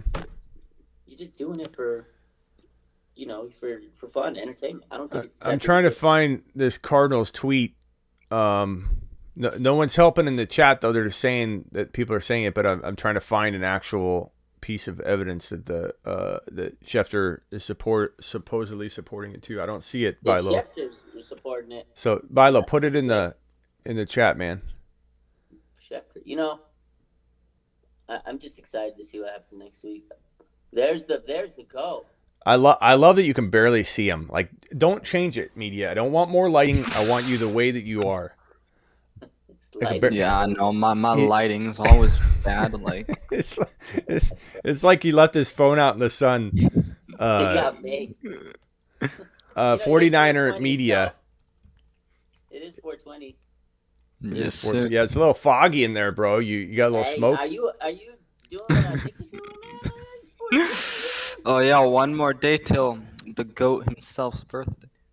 I don't know if I'm a GOAT or anything, but yes, my birthday tomorrow. Yeah, bro. Happy birthday. You feel older? Yeah, I feel. Honestly, every year. I'm gonna say this. Like every year, I hate. After a certain point, I got to a point where I was like, I hate getting older. I hate celebrating my birthday.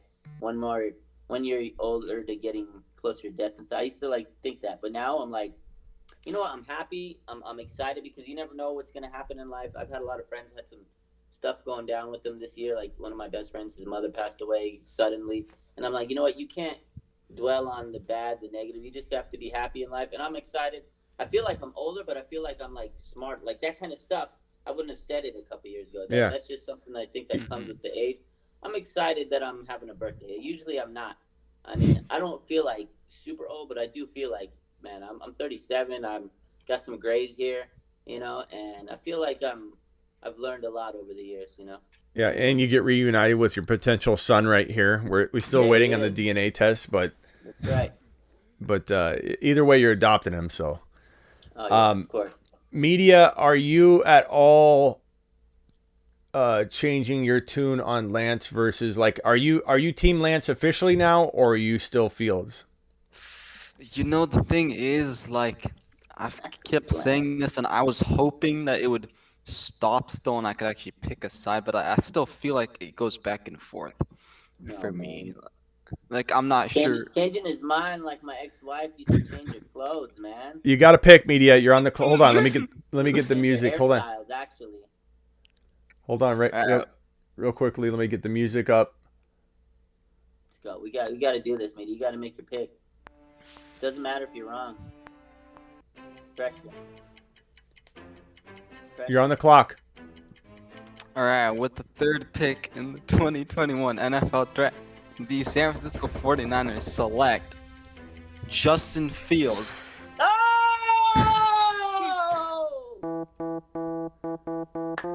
Big miss, bro. Wow, I'm surprised. I thought he was gonna say Trey Lance because he was on the trade train, on the Lance train yesterday. Yeah, I almost got Vlad on my side, but he ended up going Fields. But Wow. man, Bilo, there's Garcia said today, Bilo saying that Fields is the pick. We'll see, man. Everyone's guessing. Everyone says everybody knows 100% who the pick. No one knows Shiat. Yeah, Nobody knows. Okay. Huh? I actually did a mock yesterday, and it was so weird. I don't know how Trevor Lawrence was there. And I was going to pick Lance, but then it was like I was going to get so much hate if I picked Lance. What mock were you doing, bro? It was on PFF. I've done it before where I did it, and all of a sudden on my third pick, Trevor Lawrence is there. I did a mock, and Trevor Lawrence is my pick. I was like, that's so weird. No way. Yeah. I still stand by. If I'm the Niners, I give up multiple first rounders to get that one pick to get Lawrence. That's how much of a difference I see gave Lawrence. Up all our first rounders, so yeah, we don't.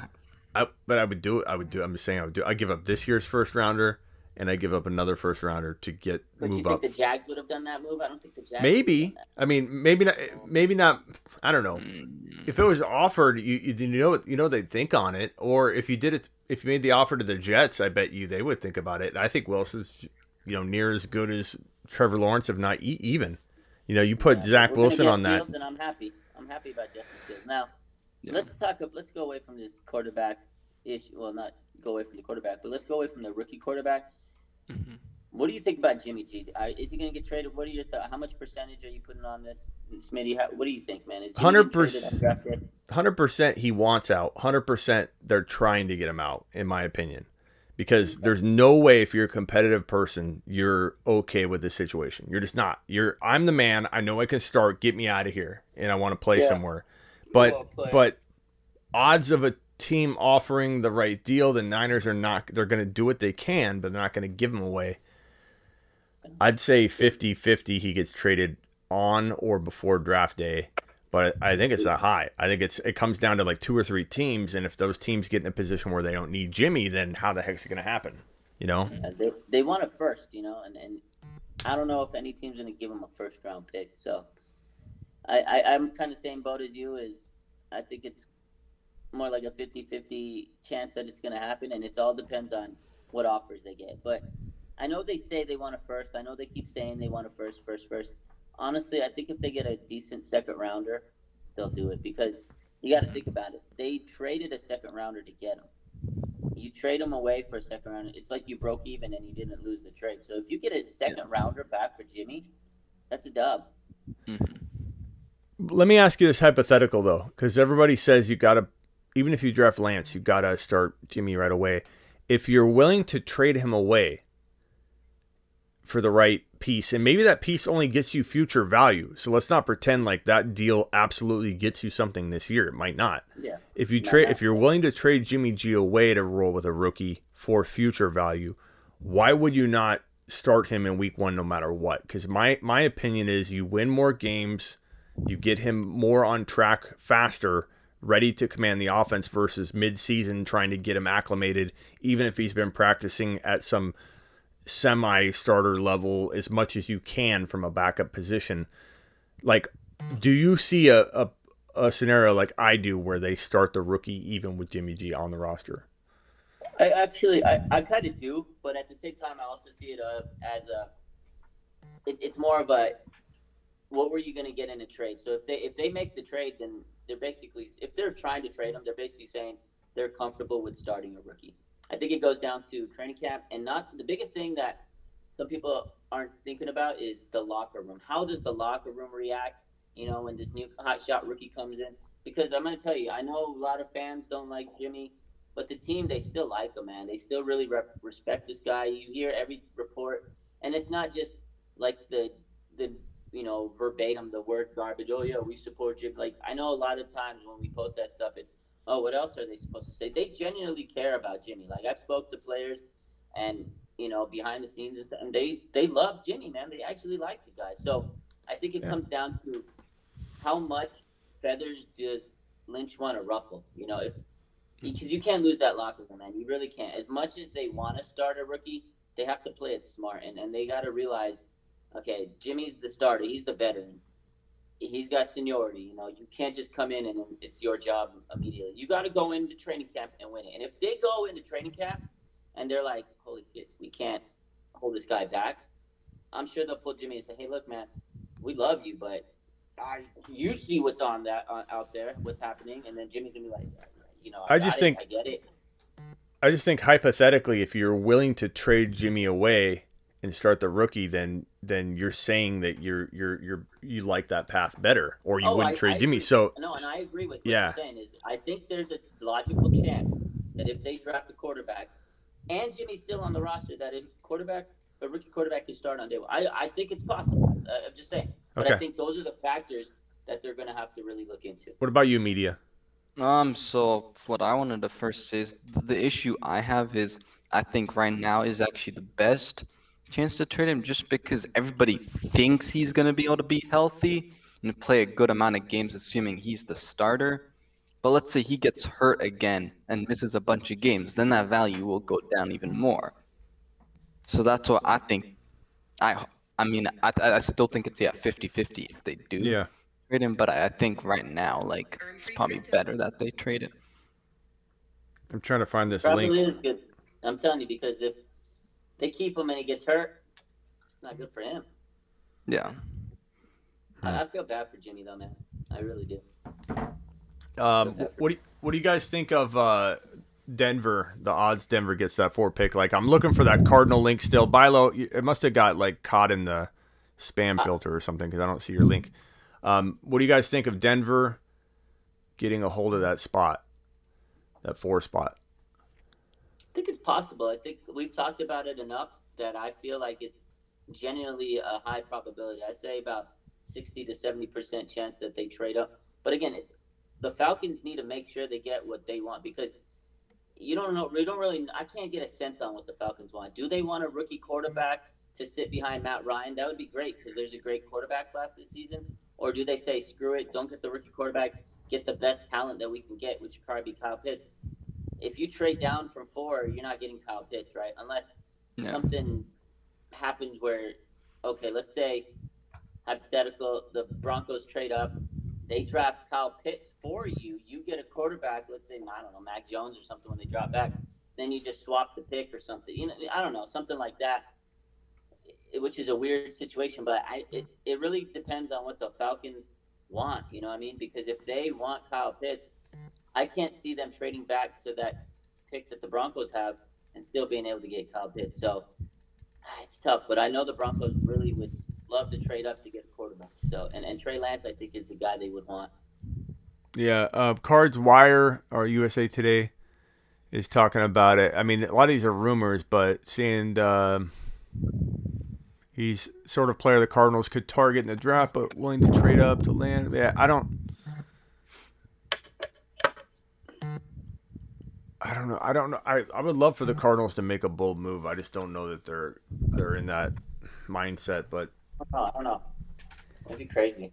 It'd be crazy. Yeah, Kyle Pitts on that Cardinals offense would be crazy good. I don't know that it's my number one landing spot for him though. The Chargers would be my number one landing spot for Kyle Pitts.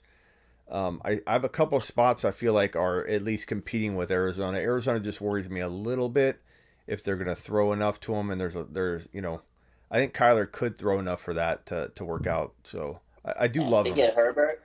You give Herbert that guy, Bro, Herbert would be arguably two or three on everyone's board for quarterbacks if you got him in Dynasty. It's disgusting, dude. Yeah, I think Herbert could. I think Herbert could be he could be a candidate, one of the 4 or 5 quarterbacks that are in the mix for like MVP, or could the Panthers go Kyle Pitts potentially? You think? I hope not. That's a place I don't like. I don't. True, though. That's a good thought, though. Maybe I don't like Darnold enough. But they need to put weapons behind that boy. It doesn't matter. Yeah. I mean, it's better. In New York, he had nobody on his team. He was throwing it to. I don't even know who was on the team. Who was on the team? Tell me. Crowder. Yeah, Denzel DJ Moore. Mims, but I think it's Aaron. better than Detroit or especially New England. Like, give me Carolina all day over those spots. But, there are a couple spots that almost destroy them, like New England. New England would be awful. We saw N'Keal Harry go there, live there, die there. And we'll never know how good N'Keal Harry was. He just didn't build a rapport with Tom Brady, and things were kind of unraveling. That's bad. That was a bad time for N'Keal Harry. But you know what? I think N'Keal Harry is going to be traded on draft day. I hope. Somebody's going to get him. They're going to trade him for like a 7th round, 6th round pick. Someone will take a flyer on him. Maybe he'll get a second chance in the league. That's a guy that I'm pretty sure will get traded on draft day. Bilo, DM me the link on IG because it's not coming through for whatever reason. Yeah, I'm looking for this. I'm looking for this information.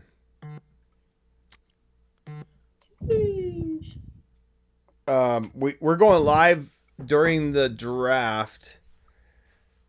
I'll be live the full first round, but I'll just throw the quad box into my YouTube channel, and then so we'll be live at least for the first 10, 15 picks together. Most likely, yeah. Okay. If anything changes, let me know. But no matter what, I'll be live here on YouTube. So anybody watching, sweet man, going live, Yeah. All right, we're at a hard. I'm doing hard stops now at the 3 hours. I'm not going over. So we're at the end point. I appreciate you guys. Dr. Raj, you're going to be on IG later. I'd be glad to talk Niner stuff with you if you're on there. So. Yeah, I might go live later. Same here. We'll see. All right, fellas. I appreciate you. All right. Go follow these guys. RS. Remember, don't overthink it. Justin Fields at 3. Don't overthink it. Feels at 3, baby. Okay, Feels Lance, great, baby. Lance feels right. Then I agree. All right. No, Justin Fields. You're overthinking it. Get Lance, bro. Get Lanced. Fields great, baby. Sir Lance-a-lot. Dude, Fields great. Can you imagine that right there? Just writes itself. That's the caption. When you gotta post that first jersey swap of Justin Fields, and it's gonna say Fields great, baby. I already love it. The fans are gonna be like, oh, disrespect to Jimmy, but it's perfect. It's so perfect. Sir Lance-a-lot, bro. Sir Lance-a-lot. Media. I do think that picture though does mean something, of Shanahan and Fields being so close to each. Or did the Lance photo? Snapchats that night. That's all I'm gonna say. They got a streak going. Yep. Maybe maybe they went and had some dinner though later that night, and they fed Lance a big steak dinner, and we don't really know. And as soon as that pro day was over, they were done. Nobody sticks around North Dakota. But sticks around Fargo. Lance runs too much. He picked up and ran away. We don't know. We don't know what happened to him. Nothing to do in Fargo. Shanahan and Lynch wanted to get out of Fargo as fast as they could. They said, you know what? We're in Fargo, no disrespect to people that live in Fargo, but you already know. People that live in Fargo, if you know, you know. There's nothing to do there. At least when he went to Ohio State, some things to do there. So, yeah. Dan Orville Redenbacher. Yeah, I'll look into it, Bilo, and we'll talk about it maybe tonight on IG. But we'll see how much truth there is to this Cardinal rumor. It is going around. I know that for a fact, but I just want to see some confirmations on where the sources are coming from. And I think it's all speculation. But all right, guys, I'll see you later. Appreciate you. Yep. Go follow these guys. Later. Go follow these guys. 49er Media and RSF 49ers on Instagram. That does it for the show. We are done. Appreciate everybody. Thank you for sticking around. Another 3-hour show in the books. and we did the good old board risk and upside map. Fantastic. Appreciate all of you. Take it easy. See you Thursday, where we'll have Rob from Fantasy Football State of Mind on, and we'll go through this process with Rob from a dynasty perspective. Later.